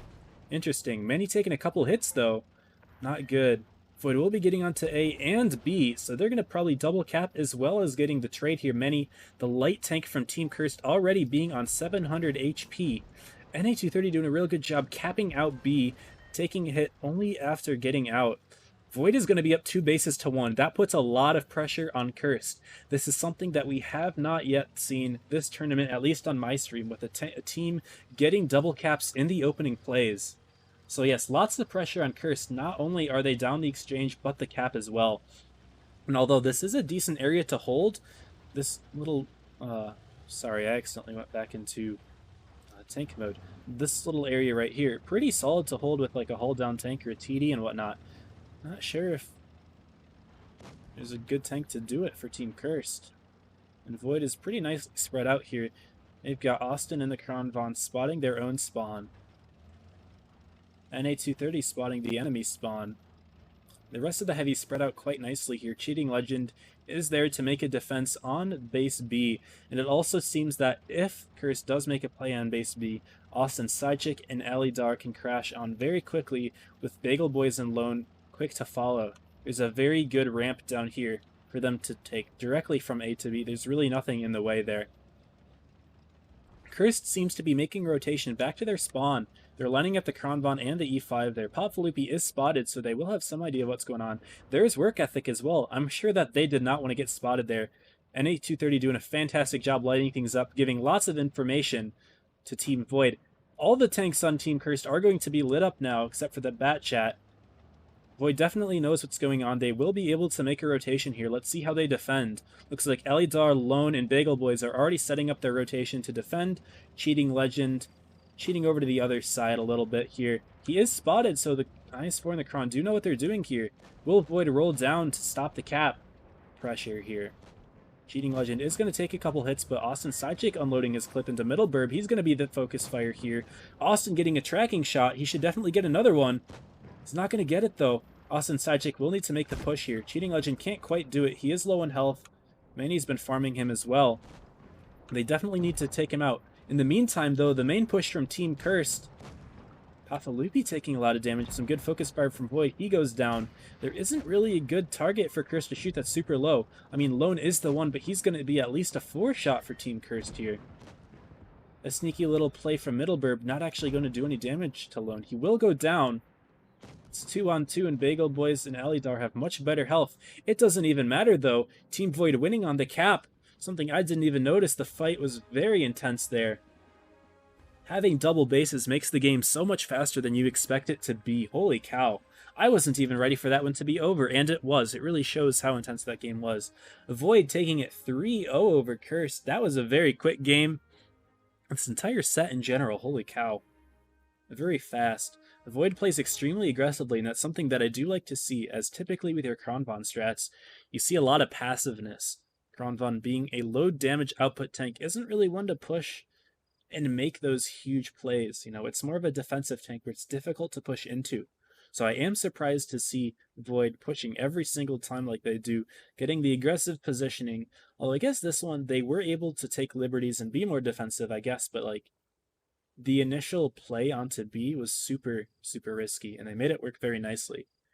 Props to NA230 for getting that cap out. Suppose the Kronvons didn't have to play super aggressive in particular.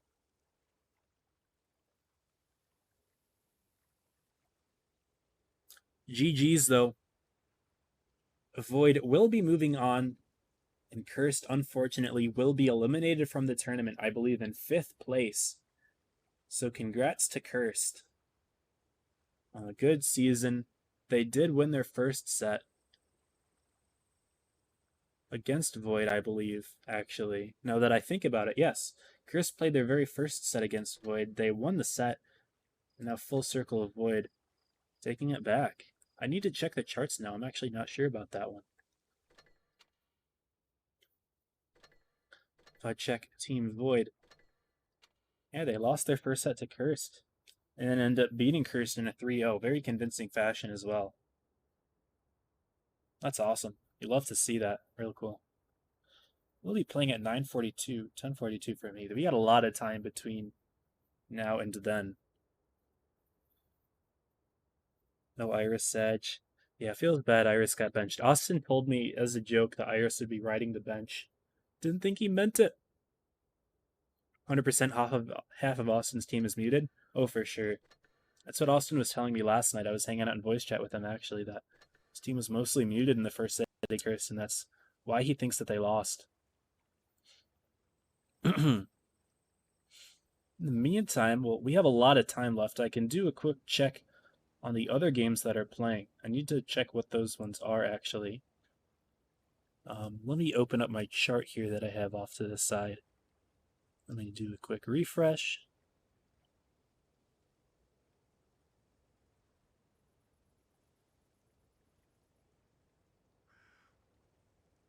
It's going to be straight versus 0G.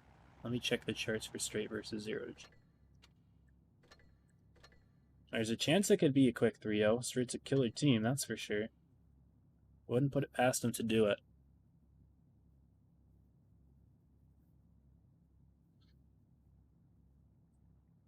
Nope, not quite.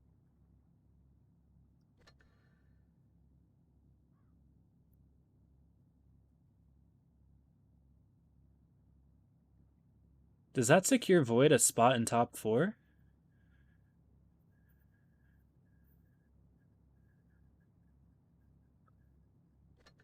I think it might. The tournaments run a little bit differently. It's not a normal bracket because there's 2 different groups, and there's an upper finals, lower finals, grand finals, etc. So, don't really know. But it might be that Void punched their ticket to top 4. Curse being eliminated in 5th. That would make sense to me. Check out this tournament over here. If we look at the professional side of things, I need to check out the chart for that one as well, so let me do that real quick. Excuse me.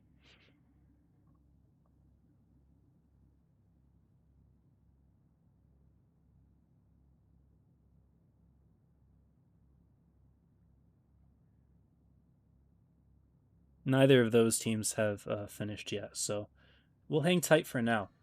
I actually have a replay that was submitted to me by someone who offered to show a replay for Philly. This one's going to be from Andy, who's been hanging out in the chat. Thank you, Andy, for sending this one. I appreciate that. Thank you kindly.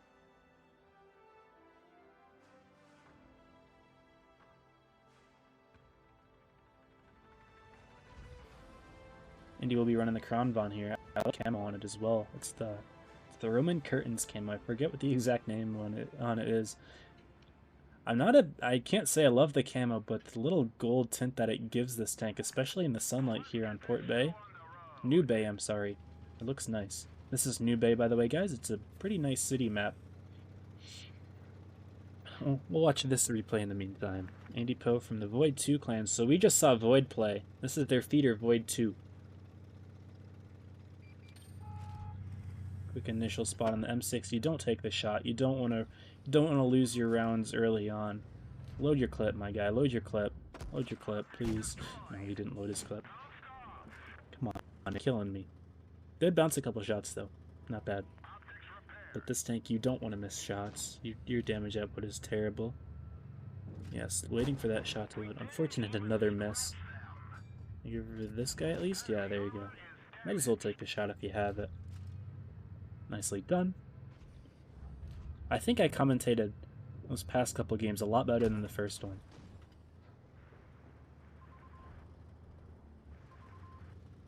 %. We'll get a little bit of the chat in the meantime. Twerk Ethic left to Kirst and said they were winning. Bro. Oh no. That's unfortunate, Dr. Rex. It's kind of funny though. The irony. I think we watched Void versus PPS now, don't we? Boom.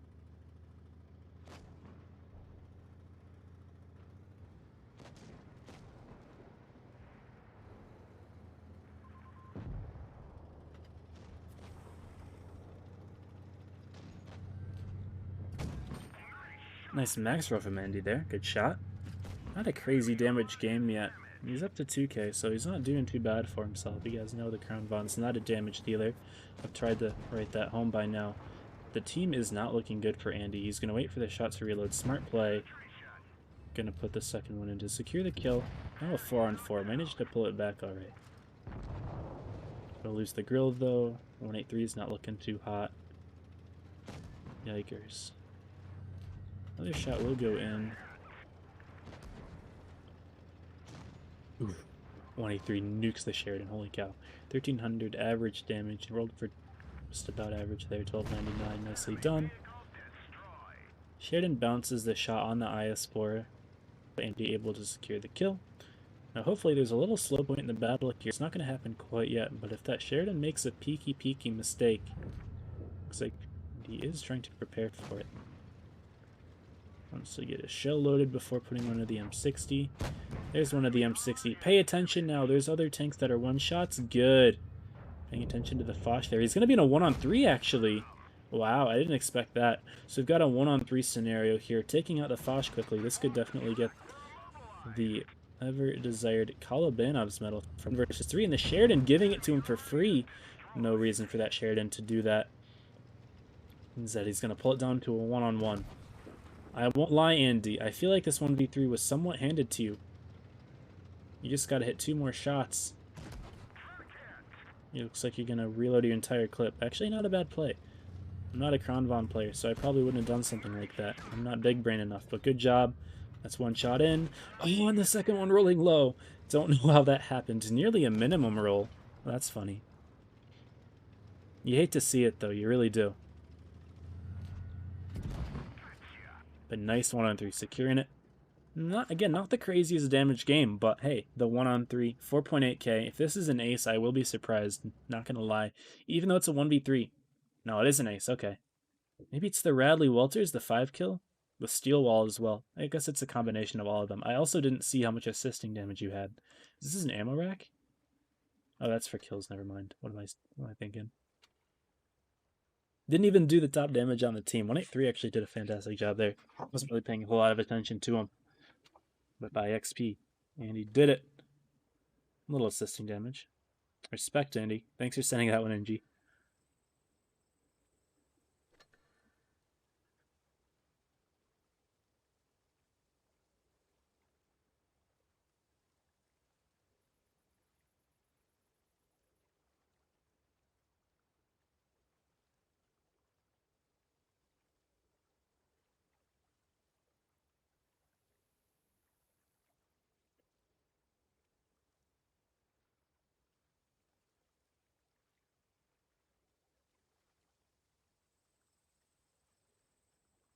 Alright, to a chat message there. Are there any other fancy games here? I don't remember. I'll play this one. This one's from Iris. I don't remember if this was a good one or not. Please play. I'm clicking on it. Here we go. I forgot that I had this saved. I don't remember how this game went in any way. But we'll watch this one. Prawn vagina, nice. Hey, we're gonna keep this screen clean. I probably shouldn't have even read that out loud, to be honest. Although I'll cut it out when I upload it to YouTube. I'm only gonna be uploading the gameplay. I won't be uploading the middle portions like we're in right now. I'll be doing the gameplay, and I guess the time in between, since it's only a couple minutes, and usually I'm talking about relevant things anyway. Guys, we got a lot of time on our hands here. I might actually play a game or something. We'll see. Maybe I'll do that. That could be fun.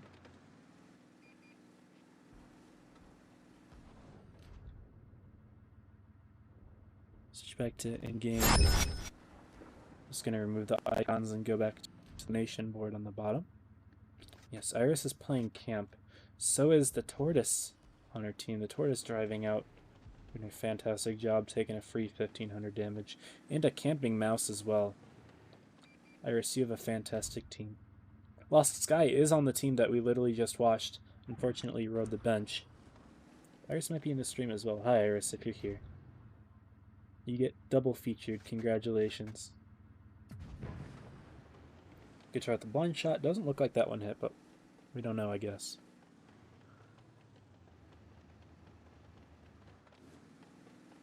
Dead Rail is a very campy map. There's a lot of ridges in the rear, elevated ridges that do allow for good TD spots.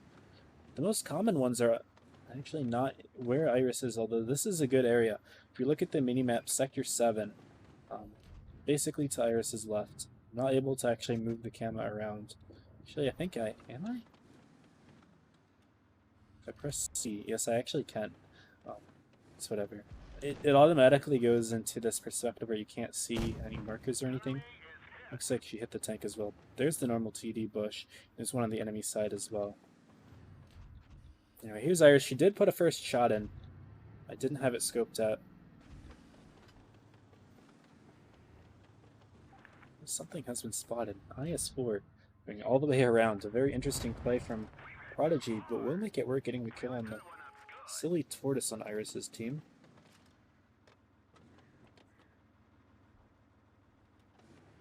Iris has to be careful, not only of the IS-4, but of the Emil too that seem to be eyeing her up a little bit here. Not going to be paying any attention now, though, and Iris gets another free shot. That's 3 for Iris now to 2,000. That mouse is 100% going down, though. Iris gets spotted. I'll be able to put another one into the Emil too. Not quite.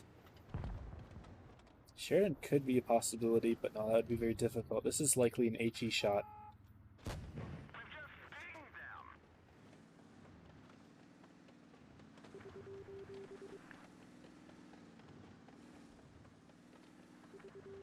Iris still holding the rear here. The rest of Iris's team isn't doing a terrible job. They're all pretty unified over in that area. They take out the Emil too, not doing a bad job.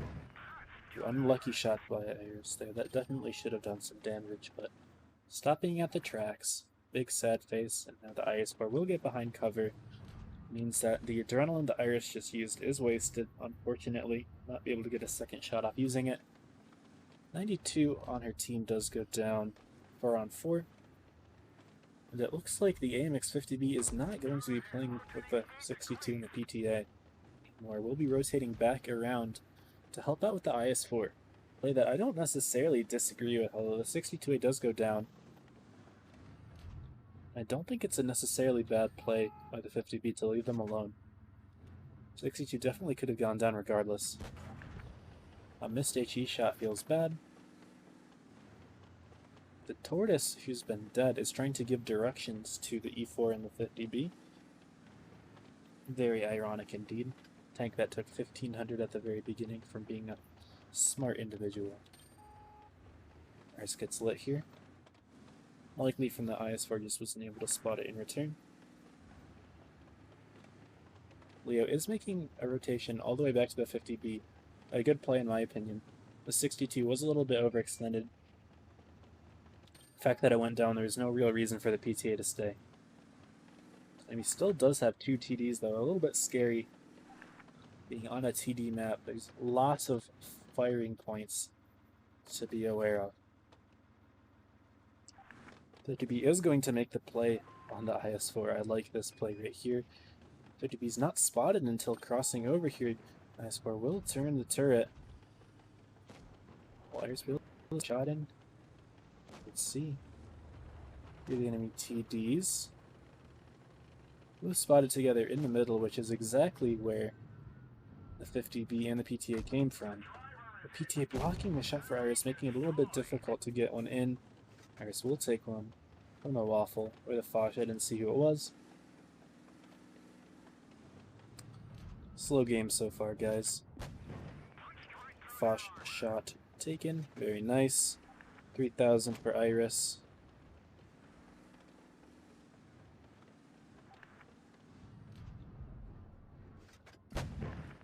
Fortunately, the second shot not going into the Foch. Tank does have some troll tracks sometimes. Waffle will kill the PTA. Good job using camo to that Waffle. It's still not even spotted. Could have gone around to the right side. We don't know. Yep, there's the Waffle sitting in that bush. Will Iris be able to sneak something in? A nice HE shot, maybe? Yes, good HE shot. Unfortunately, the Waffle does have the spall liner, meaning that it won't roll for 960 damage like it normally would on average. Instead, only more than your average AP roll, just slightly. Nice shot there into the lower plate of the Foch. That Tank's armor troll. We know this. And the mouse complimenting our protagonist done a great job, saying you're good at this. We love to see that. We do. In a kill shot blind on the Waffle. Real big brain play by Iris. Taking that one blind. 50B is going to clean it up on the Foch. Well done. Good teamwork. Real big brain blind shot as well. That was huge. I like that quite a bit. Good stuff. 5,000 damage, first class. Real good. 5.8 for the 50B as well. Y'all carried. G frickin' G.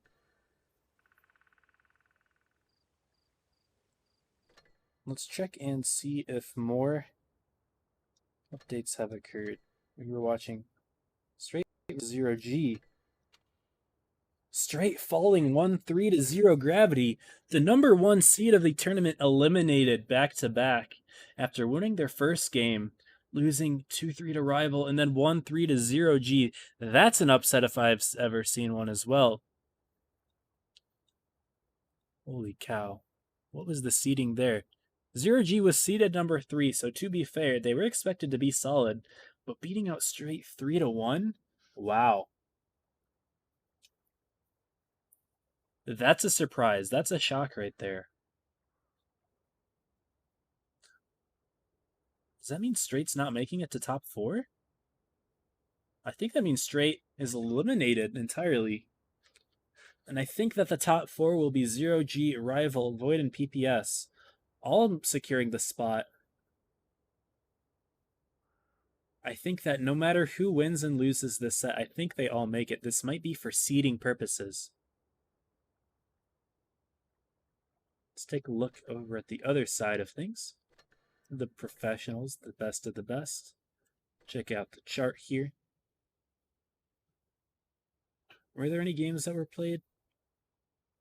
I don't know. Hold on. GG goes down 3-1 to Jokers. Actually, yeah, so this was a game. Jokers beating GG twice here. Sending them home. I bet that felt really good for Jokers, as these two clans used to be together and then they fell apart. They used to both be in GG. Joker split off. And in my opinion, definitely the better team. And it did show tonight as they eliminate their former clanmates and current rivals twice. Feels real good. GG is eliminated here. And on the other side, Purple losing to Pramo. 3-2. These two are a clan family, so it's unfortunate to see them meet in the loser's side. That means Purple is eliminated. Pramo will make it to top 4. And guys, there is no real surprise here. Pramo, Rain, Joker, Apex, all elite. Definitely the 4 best clans in the NA server. I would also consider GG to be elite, but I don't know if they're necessarily quite as good as any of the other clans in this list, so I really can't say I'm surprised with how the top 4 ended up. Curious to see how these matches go. Again, I don't really know why they're necessary, because I'm pretty sure all 4 of these teams have already punched their ticket to the top 8, or the top 4, but it is what it is. It is indeed. But I do want to check what time the games are, because I am a little bit confused as to that. 42, okay, so it said... No, it didn't say 51. Maybe, for some reason, maybe I was thinking it was at 51. It's at 42, so we're chilling for now, guys. We're chilling. Got a little bit more time to kill. Maybe I'll play a game or something. We'll see. I'll read a couple follows. I think I got some follows and didn't necessarily read them. It's Joe Stop and Hessen Soccer Andy. I don't know if I read those. Those were a long time ago. I'm sorry.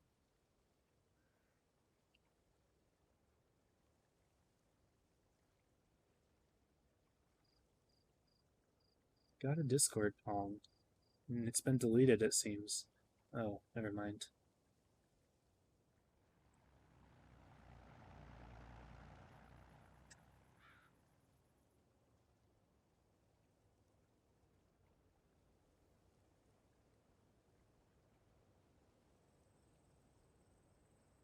Oh, Iris has a replay, another replay. Okay, Iris sent one into the replays channel. Let's pull that on up. I don't know if there was a redeem or something. If there was, then there's no way I was able to catch it. Chat has been difficult. Me take you miss. Andy, I played one of your replays. I played your Crown Von replay that you sent me. I'm not sure if you saw that or not, though. Don't know.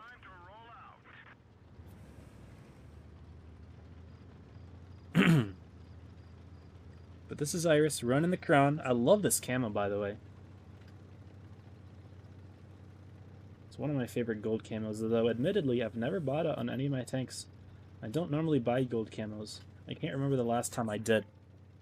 But if I were to buy one, this is a really nice one. I like it because it changes the entire color scheme of the tank as well. Sometimes the camos will just fit on top of the tank's normal color scheme, you know, which depends on the nation. But this one completely colors the entire tank could go over to black again. Iris is on Vineyards here, which is a fun map. An exciting hold down position as well for Iris. Of course, this tank, fantastic hold down, just bouncing shot after shot. Already bounced 1200. Could put a third shot into that T57 heavy blue. Taking some HE from the 23, but it wasn't that much. Again, this tank's armor is crazy. Y'all know this. Iris is going to reload a full clip here. E5's going to look to put a shot in. That ain't happening, though.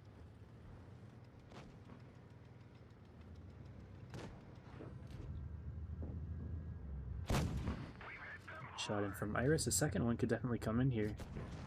Getting the kill would be awesome, although it doesn't look like that's going to happen. Instead, shooting the T57. Good play so far. First kill of the game. This is a teammate that falls down. The E100 pushing so far.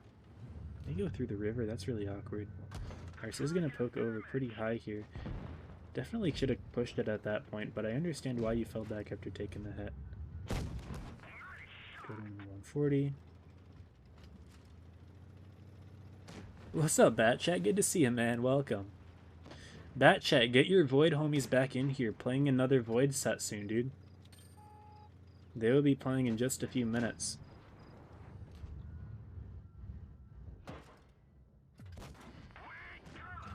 Nice shot. Good tracking one as well.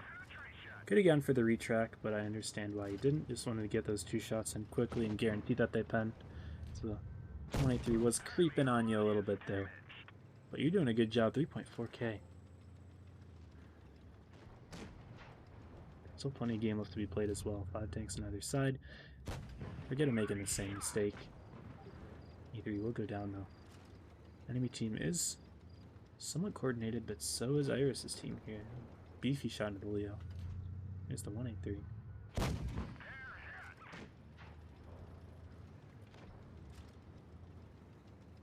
Again, 4 on 5. The enemy team is up on cap.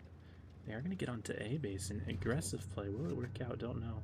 The 183 is not paying attention to Iris, which means that we'll get a kill there. 4 on 4 now. The enemy's got a heavy tank in the C base. Who's that? That must be the T-57, huh? T-57 who's been camping all game and is now getting in the C base. True gamer. I mean, caps are getting a little bit high to the point where maybe it will become a big deal. We will see. But it's such a weird play. We'll put a couple into Iris, bouncing. Leo bouncing as well. I'm gonna put in 1 shot into Leo. Kill secured by platoon mate.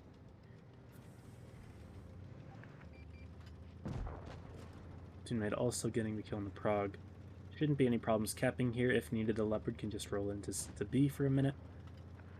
Will they do so? Looks like no, just trying to roll through and get the kill. It's to the point where the T-57 cannot win on cap anyway, because of how close Iris's team is in. There's the T-57. I think it's tracked, and Iris will secure the kill. That's 2 for Iris, 4 for her platoon mate. We'll get them a brothers in arms crucial contribution.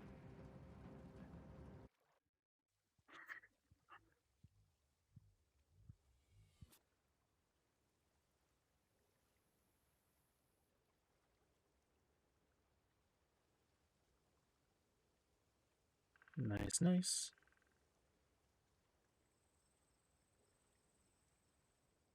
Yeah, solid game there, Iris. 5.6k damage.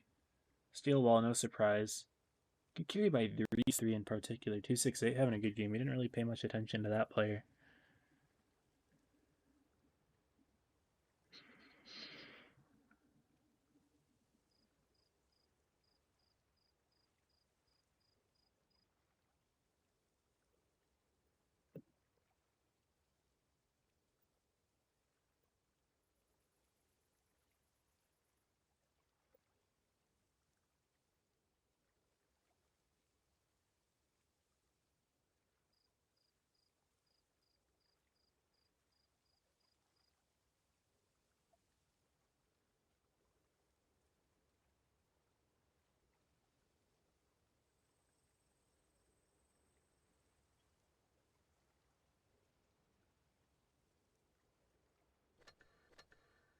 Okay, we will be waiting a little bit more.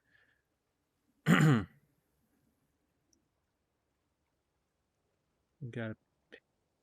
Where's my ping? I see.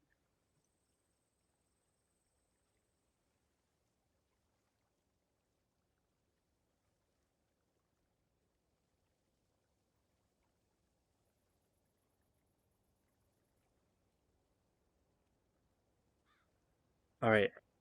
Let's see if we can get. It looks like the stream is starting to slow down a little bit. We do have another set, guys. See if we can get more people back in here. Would be pretty poggers. Looks like we do have a replay. You know what? I want to see how long this one is. Because what time do the games start? I don't know if I have the time to do one. It was 42, correct? 42? 41? Shoot.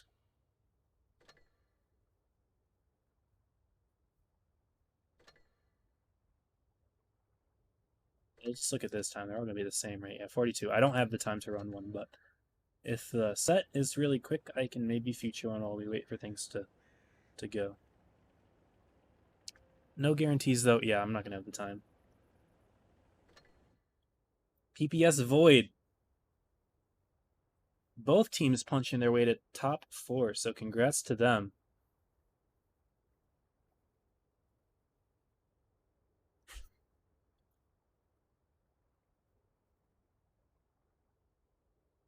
Funny, I'm seeing Hitman's message now. Y'all became crazy gamblers. We all here just waiting? Awesome. So I thought the viewers went down a little bit, so I wasn't sure if everyone just took off. No problem though, like, obviously not like a viewer freak or anything, but it's pretty poggers at the beginning.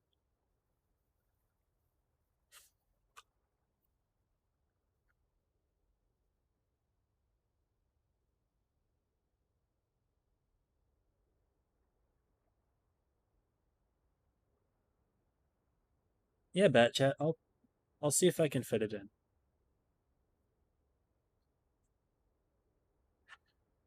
We're in New Bay here. Let me look at all of the maps. Do I have the icons set correctly? No, I don't. Let me fix those up real quick. Hold on. Void PPS. So PPS goes on this side. Void will go on this side. Oh, this is going to be real awkward, the fact that it's kind of covering the timer, but not really. Oh well. I don't care. All of us are buying the boxes. Bad people. That's insane, Hitman. Jeez.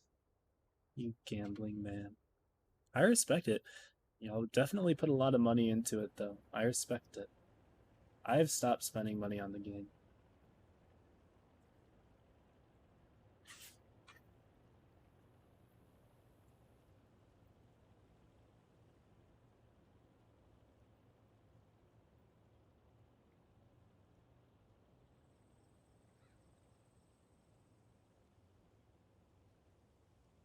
Let's take a look at... Oh, wait, no, I wanted to look at maps. That's what it was.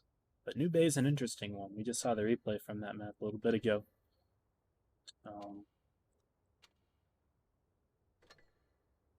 Wait for this to load. For some reason, it's been taking a long time to load.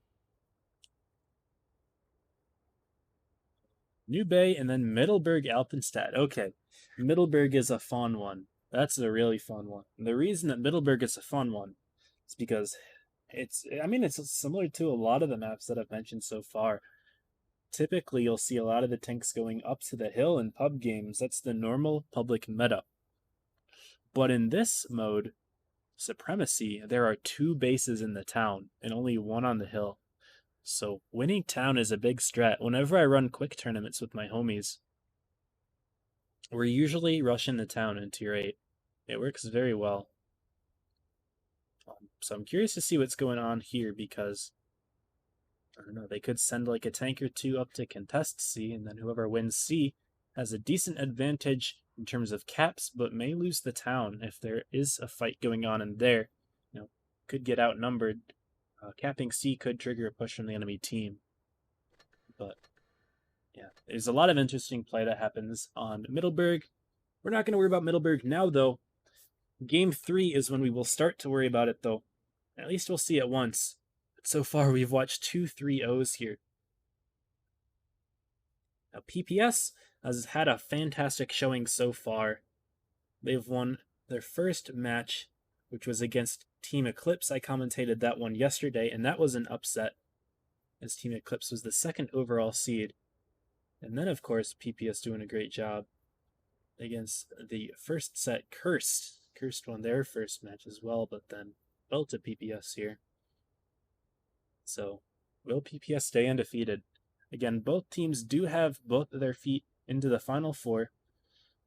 No worries about being eliminated this game if I am correct. Now we've got triple Crons on Team Void side, double Crons, double Mouse, double E5, and an IS4 for PPS. Void will also be rocking an IS4. They also have a Mouse and a Vickers, NA230. The Vickers Professional for Team Void. Also, Devil in a new dress is here. Looks like Vov decided to show up. That's super hype. Bat Chat, your man Vov, he's tuning in. Finally, you didn't show up yesterday. You showing up today for the first time, I believe. That's pretty funny, actually. But here we go, guys. Game 1, Port Bay. An interesting map. It's city all the way around. The most special parts of this map, in my opinion, there is the double layered area over here. Frocklet. I don't know what you're trying to say there, but I appreciate it. Love you, 34. Hey, all these homies here. I appreciate y'all, PPS. I appreciate y'all. But yeah, a fun little area over here because there's 2 layers. But there's a nice park over on this side of New Bay, which is where a lot of brawls do occur. A lot of hull-down tanks can use this area rather nicely. And of course, the side is mostly on the side of Team Void, so if Team Eclipse... Sorry, I said Team Eclipse. If PPS wanted to push this side, which they're not, they would have to cross this massive lane right here. This lane dividing the map in half entirely. PPS is going to go onto the A side of things, which is interesting to me, because giving a B and C, not the biggest play in my opinion. Void will very quickly cap C. They did it with 3 tanks. PPS is going to send a bunch of their own all the way over to the A side. However, they're not going into the base. They're going on top of the ramps here. They're going on the above side of these ramps. While the cap is below, it means they're not going to have anyone capping it out here. We have Turdikolov pushing through with the rest of these tanks here. Curious to see what happens here as Team Void taking up B as well. They're going to have both bases. Both of the mouses for Team PPS are going to anchor down and do their best to prevent a push from Team Void into the enemy's team spawn. PPS is going to start a push through the spawn, though. They are going extremely aggressive here. The question is Void prepared? They're putting 3 Kronvons all the way back. They're starting to spot out tanks. There's Karma, there's Sherman, there's Turd. Void has spotted the enemy forces. PPS is making their push in here. Let's see what happens. Brocklet will be leading the charge here. He's going to take a few hits for it, though. Zoom out. Even though he's activated his special consumable, taking a lot of damage, all 3 Kronvons have unloaded their clips, which means they will be down to their very low DPM single shots. Cheating Legend is going to roll in the mouse. NA230 and the Vickers farming from the rear. He's going to be putting shots into War Machine. Frocklet. War Machine does go down. Frocklet will be next. Karma will follow soon. Void with a fantastic brawl in this area, even though they took a lot of damage of their own. Hit points are still even. They managed to take out 2 tanks already, and there down goes a 3rd. Void doing a fantastic job of hit point sharing, losing their first tank finally. Even though the hit points are close, they are still up 2 tanks. Again, both Mouse are still on full hit points. That's the majority of PPS's stuff. In fact, pushing the Kronvon here is Alidar. Also, 3 tanks focusing down Turdikolov. He's going to go down next. Elza on low hit points of his own. He's going to stay alive here. A 1 versus 1, Karma versus Alidar. This one will likely go to the T195. That tank does have consistent DPM output. Void also has 2 caps here. They're going to reach 800 soon. Very little hope for PPS here, even if they somehow were able to out-brawl Void in some form of miracle here.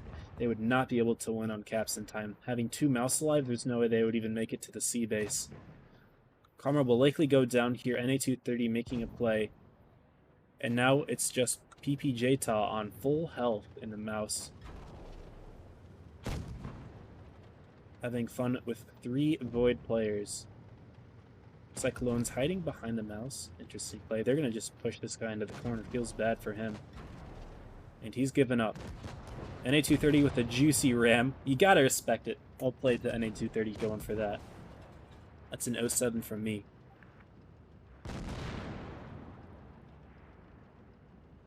Game 1 going to Void. They have not lost a game so far tonight. Looking real hot, and now that their captain is in the game, hopefully they are reinvigorated, they are full of energy, ready to take on the so far undefeated PPS.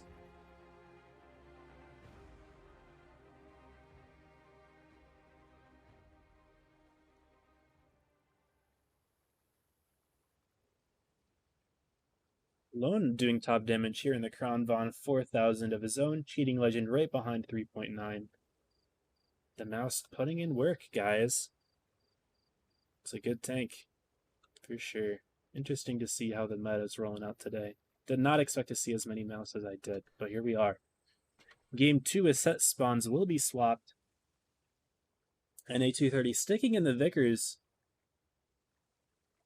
Double Mouse still for PPS. I'm not sure if they've changed a single thing. In fact, I don't know if they have it. I don't think they have. No mobile tanks, that's for sure. I'm pretty sure they had 2 E5s, 2 Krons. 2 Mouse, and an IS-4. I think that's the same exact lineup. I don't think they've even made a rotation to players either. Iris finally getting some playing time. I don't know if Iris is in last game or not, but Iris is in. Shout out to my homie, one of my very first viewers. I think. Pretty sure. This is hype, guys. This is hype. 30 seconds left. We'll wait.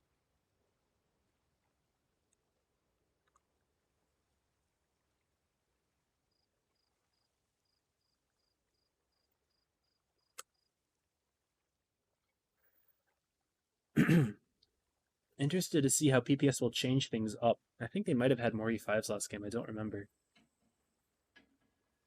Not enough time to check, though. Lol.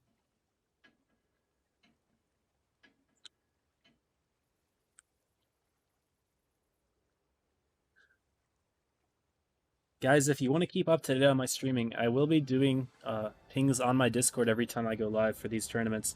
You check the bottom of the screen. That is my Discord invite. It's also in the chat. Every 15 minutes or so doing exclamation Discord. Y'all should join it up.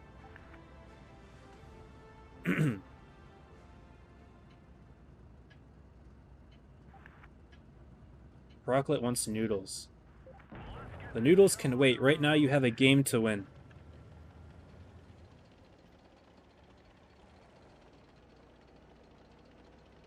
PPS will be doing something somewhat similar this time around. Interesting. They're going to be going aggressively onto the ramps again. Void's changing it up, though. This time they will fight PPS on the ramps. Sending E5s that have been spotted.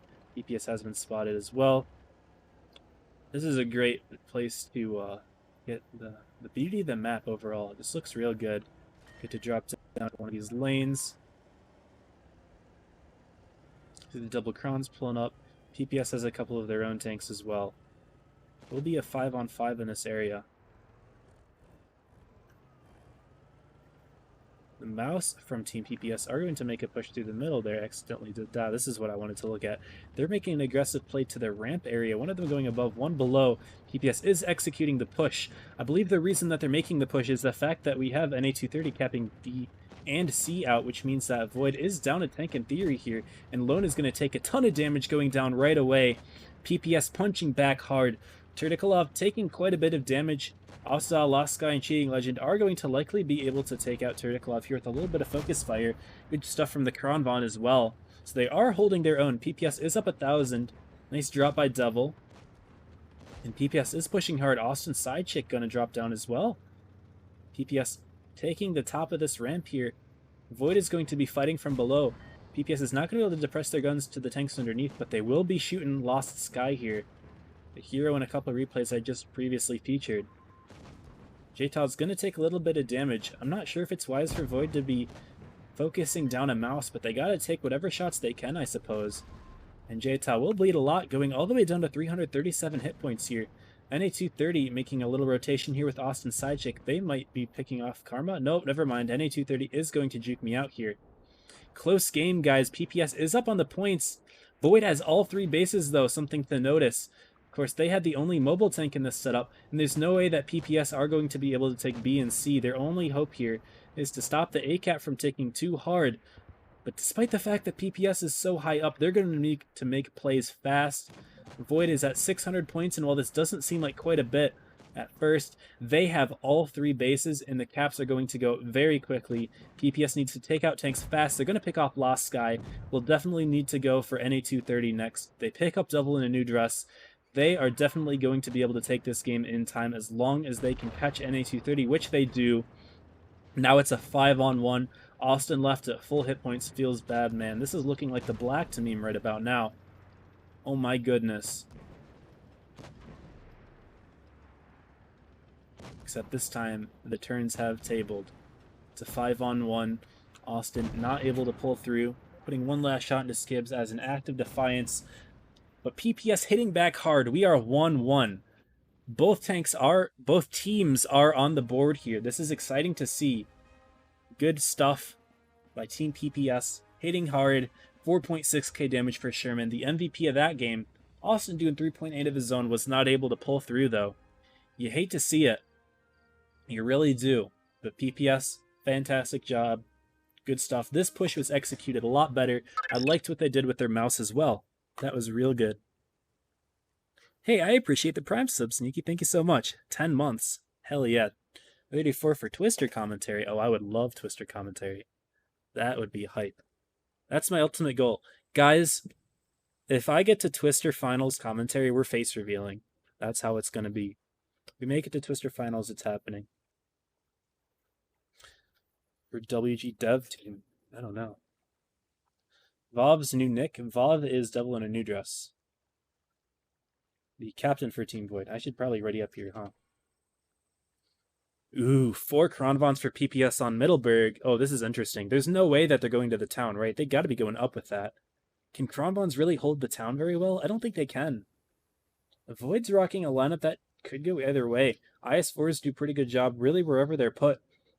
They definitely could make use of the town. And, again, NA230 in the Vickers has been doing a fantastic job grabbing the caps, putting pressure on PPS.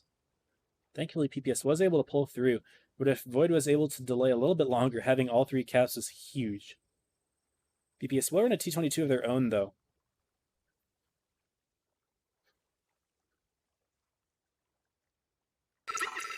Yo, hold on. Orca with 10 gift subs? Hold on. Yo! Orca, thank you so much. Holy shit, dude. Thank you. Enjoy the subs, everyone. Oh my goodness, that's going to go on for a while, huh? I apologize for this, but holy cow, Orca, dude. Yo! I appreciate it. My man. Thanks so much for everything, Orca. I appreciate you being here all the time. Goated as fuck. Oopsie. Little curse there. I hope that Wargaming doesn't mind that I threw that one in. Well, that's going to go on for a while, unfortunately. Or fortunately, it's up to you guys if you're distracted by it or not. You guys get to see the cool animations. Alright, PPS versus Void. Game 3. It's 1-1 right now. Both teams, again, punch their ticket to top 4. PPS is going to send their tanks up. I am not surprised here. My goodness, the notification's still rolling. Will NA230 to be able to get some spots? Not really. They will spot the T22. May take a hit for it. Doesn't look like they will. Chirdikolov staying back from PPS to capture A while everyone else goes up. Void does not have very much information. They know that one Kronvon's up. They know the T22 is up. And that's all that they've spotted. All the rest of these Kronvons that are making their way up at the rear have not yet been revealed. Void does not know that they're up here yet. There's a chance that they played to trap. I don't know if that's the case, though. Tanks are starting to get spotted a little bit more. We'll see what happens. NA230 capping Team Void the B base. They're also going to grab C as well, playing extremely aggressively on that area. Devil in a New Dress will be leading the team to grab C. Question is, will they push further? This may be a little bit of a trap from Team PPS here. Another tank is spotted.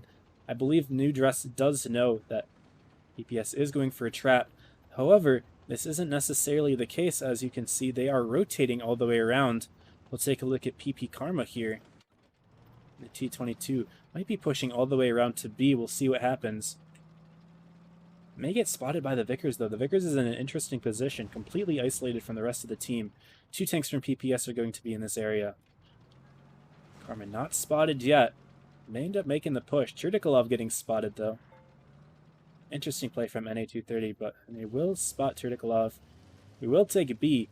Now, all of a sudden, Void's lead on caps isn't quite as bad. And they will put a reset shot into B. Austin will rotate back around. Really good play here. I actually like this a lot. Austin and NA230 will be able to fight the IS-4 here. Another reset. Austin's going to put another shot in. NA230 will take a couple hits of his own. But Austin's got the ability to reset the cap a couple times here. Jared's taking a lot of damage so far. A couple hits up top as well have been traded, but for the most part, Void has been doing a good job conserving their hit points. Austin getting another reset in. This time, though, Faraklet's going to come in from behind. It may help out Chirdikolov in the capture of base B. Let's take a look at what's going on up here. So far, it's pretty calm at the moment. Not entirely sure if PPS is planning to make a play here. They do grab base B. Austin actually taking a few hits, something I did not quite notice. Maybe Faraklet put something into it as well. Dang, taking the double tap here. And all of a sudden, PPS is going to get crashed in on the Kronvons all rotating down. Turd and Frocklet, will they be able to hold on? Sherman's going to try to put in a few shots from the side here. Turd taking some more damage, as the Kronvons are going to take back base B from Void. Will they be stoppable? Not entirely sure. Devil in a new dress, aka Vov, taking a few shots of his own, but it doesn't matter. Turd goes down. Void is up on caps. They hit 800. They have 2 bases, although PPS is taking C back. Now Bagel's playing on Jta right here. He might go down. Kronvon's rushing him. This would not look good. Again, Void's cap is in the lead here. They are up by over a tank's worth, so PPS is going to need to at least get a kill and then some in order to go ahead on the points. Void reaches 855. Things are starting to get desperate. A big shot into Devil in a new dress. If that tank goes down, things could be looking really good here for Team PPS. They are up in the hit points as well. They're going to hit 845, overtaking the cap. Bagel Boys is the next tank to be pushed here, with PP Skibs and War Machine going to make plays down there. Jta should definitely move in as well. Not entirely sure what's going on there. Cheating Legend and Lone will be against 3 tanks in the A base. They're going to try to take it back. Caps are getting desperate, though. Bagel Boys going down. PPS reaching 915 cap points. It wouldn't be a bad idea for Skibbs to get into B. At the moment, he seems to be fighting Austin over here. We go back all the way over to the A side. Cheating Legend goes down. Lone is soon to follow, although PP Skibbs does go down. PPS is at 940 cap points. They're holding on to A base here. Getting C down to 910, though. PP Sherman going down. Both of the caps are going to be very high here. Lone getting focused fired next. Jta goes down. 1,000 points for Team Void. They're going to go up 2-1 in the series. Real interesting game there. They kept that one close. I apologize, the camera work wasn't perfect there. It was very hard to keep track as there were fights going on both sides. Obviously, I couldn't put all of them on the screen at the same time, but wow. Very close game 3 there. That's the type of action that you see on Middleburg. Really good rotations. The town is fantastic. But of course, you guys can't abandon the city there. Can't abandon the city. Can't abandon the hill. That's where the 3rd capture point is. And the team that has the 3rd capture point has the momentum. Really good game there. I liked the rotation of Austin going down to reset B with NA230 doing all the spotting. Unfortunate that it didn't work out entirely. Austin had to rotate out, but Void still picking up the win. They are up 2-1. This time they're going to abandon the T-22, though. On double IS-4, double Kron, double E5, and a Vickers. Basically the most standard lineup that you can ever get. PPS is going to have a nearly identical lineup, subbing out the Vickers for a T-22. They must swear by that tank instead. NA230 might be on rating. Could sub to a T-22 themselves. We'll see what happens here. A bat chat. Ooh, this is exciting. This is exciting. Oh, maybe no bat chat? Come on. Don't bait me like that, NA230. Not poggers. PPS seems to be locked in, though. 20 seconds left. NA230, gotta make a choice. What's it going to be? It is the Bat Chat. Okay, this is exciting. Shout out to my homie in chat. Bat Chat begins. He's got a YouTube as well. In fact, he might still be linked on the stream. Maybe I'll give him a little shout out later. We'll see. We'll see.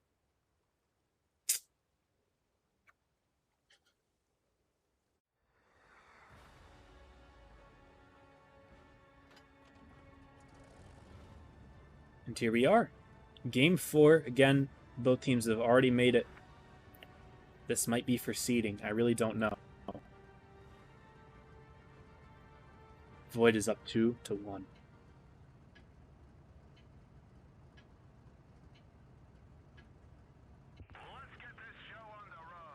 Alright, let's get to the sky. I'm curious to see actually what NA230 does in the bat chat. Looks like there's going to be a hard town strat for Team Void here. Not a bad play though. As I said before, town having 2 caps is a very viable strategy, even though in pubs you normally don't see it. The bat chat will be sticking into base C here. They're going to triple cap it, just in case PPS had plans on getting into B. They're not even going to put a single tank there. You see PP Sherman sending a message saying B. I'm not sure if PPS had a little bit of an oversight there. Were they supposed to leave a tank to capture it? I'm very glad that they didn't, though. The IS-4 getting in. Turdikolov definitely don't want to turn around here. If you try to go into the town, you're getting deleted. PPS is really passive on C. They have taken it, but they're still not sure if anyone in Void is going to be there or not. There really haven't been any spots yet this entire game. I don't think I've seen a single one. For all PPS knows, there could be a tank up in the spawn. But no, Karma actually going in, spotting it, realizing that there's no one here. Void is entirely in the town. But now Void has 2 captures. PPS is going to need to form some sort of push here. We're not entirely sure what that's going to look like yet. They're going to need to act fast because 2 capture points will tick up rather quickly. And A230 is going to go to the same corner position, this time in the bat chat though. Vickers does have a little bit more view range, so that tank may have been better suited for this purpose. I'm curious to see why they decided to run the bat chat. Maybe it's because the tank has a little bit better camouflage. EPS is going to make a sort of play here on this side of the map. They're going to send 4 tanks on this side. They're going to leave 3 on B. But J-Tom might make the play towards A here, and the question is, Void ready to prepare? Yes, they are. They have 4 tanks in the middle. They're able to go on either side if necessary. Devil in New Dress gets spotted, and although he doesn't spot anything in return, this does tell Devil that there is a tank in this area that was able to spot him, which means that there might be some sort of play by PPS on the A side. And this means that, yeah, it looks like Void is already starting to look in the area. Lone rotating over a bit more to the left than normal. Bagel is going to take a hit, though, so PPS has had tanks spotted in the mid, on the right, and on the left. They're coming in from all over the place. They're going to make a push onto A and B at the same time. A double push here. J-Ta will get into B. Is Void in a position to defend B? Not really, no. They're going to be fighting A here. Interesting play by PPS, sending tanks into both. Well, J-Ta is safe on A, or sorry, safe on B rather. And instead, Void is going to rotate 4 tanks all the way to A, and they are going to execute that E5 like a firing squad. He gets ammo rack there. You see the turret go flying. PP Skibs isn't doing super hot on this side either, although they will take out NA230. He gets into a nice hold-on position there, PP Skibs. But Void has pushed very aggressively here on the A side of the base. They're at 930 cap points. They're very close to winning this one, and all the hit points are similar. Void is going to get all 3 bases. No, sorry, not all 3 bases. IS4 from Team PPS is going to get all 3 bases for Team A here. They're going to get it. PPS has all 3 caps. Void is going to have to win this one on kills now. There's not really a good opportunity for them to pick off a base here. Team PPS turning it around by getting that base there, although that's 1 kill for Team Void. If Void gets another kill, they are able to secure this win. PPS is going to need to be able to hold on for just a little bit longer, and War Machine's starting to get a little bit low. J-Ta in particular, the lowest tank, and he's in the middle of 3 Void players. He needs to hang on a little bit longer here. Oh my goodness. 985 points for PPS, 990. Will Void be able to secure the kill in time? 995, oh my goodness! PPS holding on to 995 points, not able to pull through. Void is at 930 of their own. Although, if they get a kill on Cheating Legend tier, this will secure the win for PPS, and then we'll see a Game 5. Will Karma be able to pull it off? 995 cap. That's 1,000 for Team PPS. Oh my goodness. After hitting 995 points. Jeez, 995. Then they lost it, and then they get it again. Holy cow. You can't have a game closer than that. What a fantastic job there by both teams. Void holding on as long as they could, but PPS getting all 3 base points despite losing on tanks. Wow. Fantastic play. That is how you guys know to take cap point seriously on Supremacy game modes. Shout out to Karma as well. 4.5k damage. Fireworks that game for sure. 2-2, guys. We're going into Game 5 here. Amazing game. Also, thank you for the raid, Alpha. In the middle of the intensity, you guys all got to catch that crazy moment there, although you're not going to see it for a little bit, of course, because of the stream delay. Alpha, thank you so much for the raid, man. Welcome to everyone who's joined into the stream right now. Hopefully you guys are enjoying yourselves. This is an insane match that we're having, and it's Game 5. Void needs to ready up, though. We're on Alpenstat here. This is an interesting map, one that we haven't seen yet this tournament either. I'm not sure Void is prepared for this one. They are not readied up. Are they picking their tanks? What's going on here? NA230, the first to ready up. A little bit concerned for Void here. Are they ready? PPS seems to have a strat. Double mouse. We're seeing the mouse again. 2 IS4s as well. Double Kron and an E5.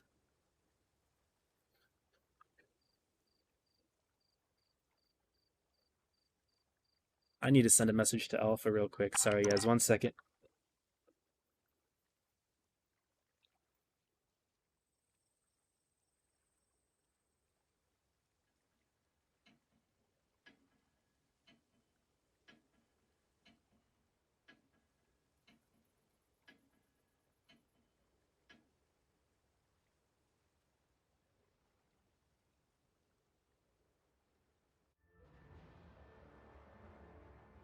Alright, had to send a thank you to Alpha for the raid. Had to do it in chat because the delay means that he wouldn't be able to see it. But there's not a whole lot else more to be said. We can look at Team Void's lineup. Looks like they're picking an E100 as well as a mouse here. Maybe they do have a strat set up. An E100 is not something you see typically.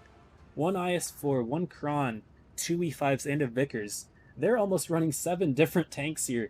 The only duplicate they have is 2 E5s. PPS seem to ready up rather quickly, though. They seem to know what they're doing. Void's going to send a Vickers all the way to the A base for an early scouting position. This is a very dangerous area to go. PPS is going to send a lot of their tanks in the area. Both Kronvon's IS4s are going to go.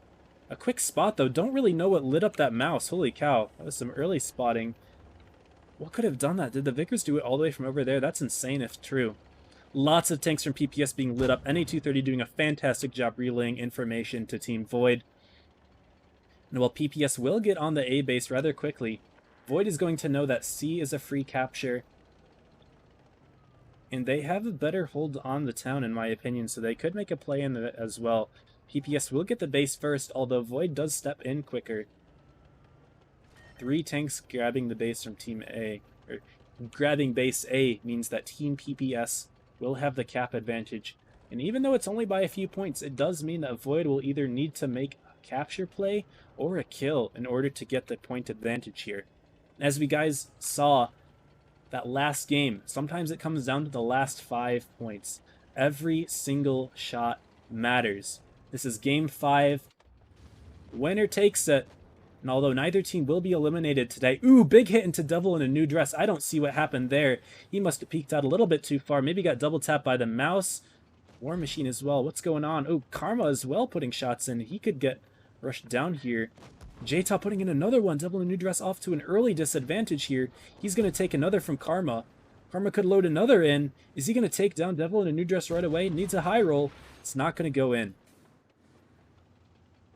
But Devil in a New Dress is counting his blessings after that, but he's not safe. He needs to get out of there, and he can't do that. If he backs up anymore, J-Tot will have the Alpha to take him out most likely, having a 460 Alpha gun. Jeez.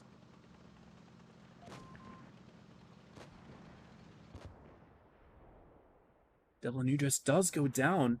J-Top putting a shot in. PPS is at a large advantage here, not only on the points, but on the hit points as well. They're up 3,500. Although Void had a commanding lead game 1 and 3, PPS not only equalizing, but now in the final game, have an entire tank advantage. This is big. Void needs to make a play here. It seemed that they were underprepared going into the battle in terms of readying up. Maybe that's just a bad read by me. But it seems that PPS is well prepared. They've got their double mouse holding tremendously well here. Some fantastic spots. I particularly like the one from Skibbs here. He's able to roll down into the back if necessary, where he is supported by the Kronvons. The IS-4s are in an interesting position too. I really don't know what they're doing, but whatever it is, it seems to be working, I guess. I don't know. Also, E5, Sherman all the way over there, kind of holding back NA230. Any other shots being traded? A little bit. Austin taking a hit or two. A little lower. And Void's going to step into B, and he's going to take some damage for it right away. That's a free 800 damage for PPS. They're going to be up by 4,000 hit points now. That is massive. Caps are going to reach 800 soon. Void really needs to make a play. They want to win the set here. Bagel Boys and Lone and Austin Sidechick and Austin, Cheating Legend, all going to roll towards the B area. What's going on here? Austin taking some more damage. 853 right there. Guys, this is more free damage for PPS. They are just making Void bleed. And Bagel Boys is going to step into the B cap, though. Will PPS be able to stop it in time? Skibbs is going to try, but it's not going to be enough. He's going to push forward, take a shot for it. Not worth it, though. Bagel Boy's taking another hit. He's not doing too healthy. PP Skibbs taking quite a few shots here. And PPS seems to be organizing a counter push. From the left side, the double Kronvons might move around to take out Osza. Also, a couple tanks going onto this little bridge here. The IS-4 is making a play onto the B base. Oopsie, guys. Sorry about that. And yes, as I predicted, the Kronvons trying to make a play into Austin here. They do put a few shots into them. Lone trying to block the one. Bagel Boys might need to block the other. If Austin goes down, things could look really bad. Void does have 940 cap points. They do have equal bases here, both of them contesting C. But if Void can hang on here just a little longer, Austin does go down. 885 to 965. Another kill, this one on Jta. Now there's two tanks cheating. Legend goes down in the base. Caps are just about even. Void is up. They're going to take A as well. NA230 going all the way to the other side, and all of a sudden, Team PPS is not going up in the caps. Oh my goodness. Void might pull this one back despite being down 3,000 health, hitting 1,000 points, and Void is going to take the game off of Cap. 3-2. What a finish. Holy cow. That's as close as it gets. A fantastic game 5 as well. Great way to end the series on Alpenstadt. And even though Void didn't look as prepared as I thought they should have, they didn't ready up in time. Their tank choices seemed to be slow, a little bit messy in my opinion, but they pulled it off. I can't doubt them at all. Void winning against PPS, bringing it back from losers, losing their first match against Cursed, to winning 3 in a row to keep themselves not only in the tournament, but on the top seed for group number 2. Fantastic game 5 there. Holy, it really doesn't get any better than that. It really doesn't. Well played to Team Void. Of course, Constellation, Team PPS, they fought really well. They had a commanding lead at the beginning, unfortunately, losing it at the end. NA230 grabbing the A base was a fantastic play as well. Wow. I hope that you guys enjoyed that set as much as I did. Going down to the wire. Fantastic play right there. That's going to do it. That's the end of day 2. Of course, both teams already have their feet in the Final Four. Neither of them will be eliminated after this game. It was just proceeding, but wow. Still. I think that might have been the best set that I've seen so far. Fantastic job to Void and PPS both. What a game. What a set as well. That's going to do it for that one. Let's check out the rest of the brackets, see what happens. And although these games don't have any stakes, we'll see what happened. OG playing Rival for the finals. These two teams will make it to Final Four as well as PPS and Void. Let's see how this one went. Zero G, sorry, Cosmonauts, they're going to take it out 3-1 over Rival. Zero Gravity is the name of the team. Playing tag Zero G. So good job to Zero Gravity. They were the number 3 seed overall. Rival was, I believe, number 4? Rival was number 6. I'm incorrect about that. Real good tournament there. And let's look over at the professionals. Apex played against Jokers. Apex taking it 3-2 over Joker again. They've played them twice today and have done the same both times. 3-2. Really close match between the two clans. Apex pulling out both times with the victory. Between Pramo and Rain, though, this is the rivalry. This is the biggest rivalry that we have seen in a long time. And Pramo's going to take it 3-2. Although earlier today, we did see a game Rain takes it 3-1. Pramo's going to pull this one back. They're going to have the highest seed over Rain in this tournament. Wow. Real good stuff.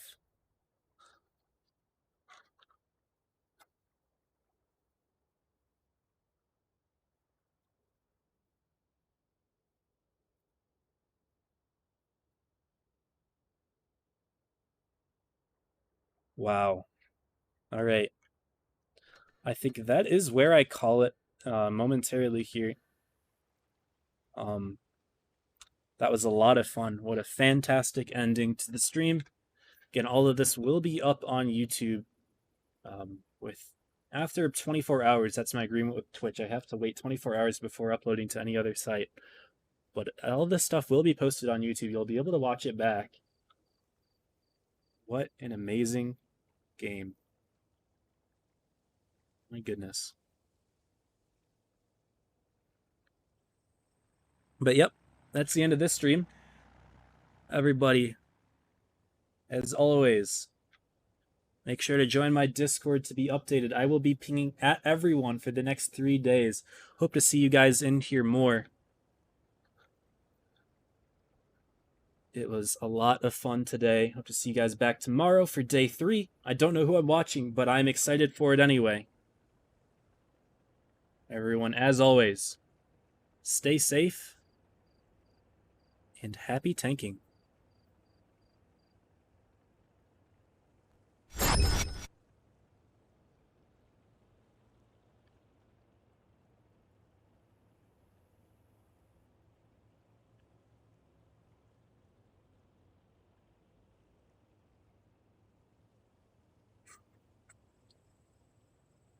Wow.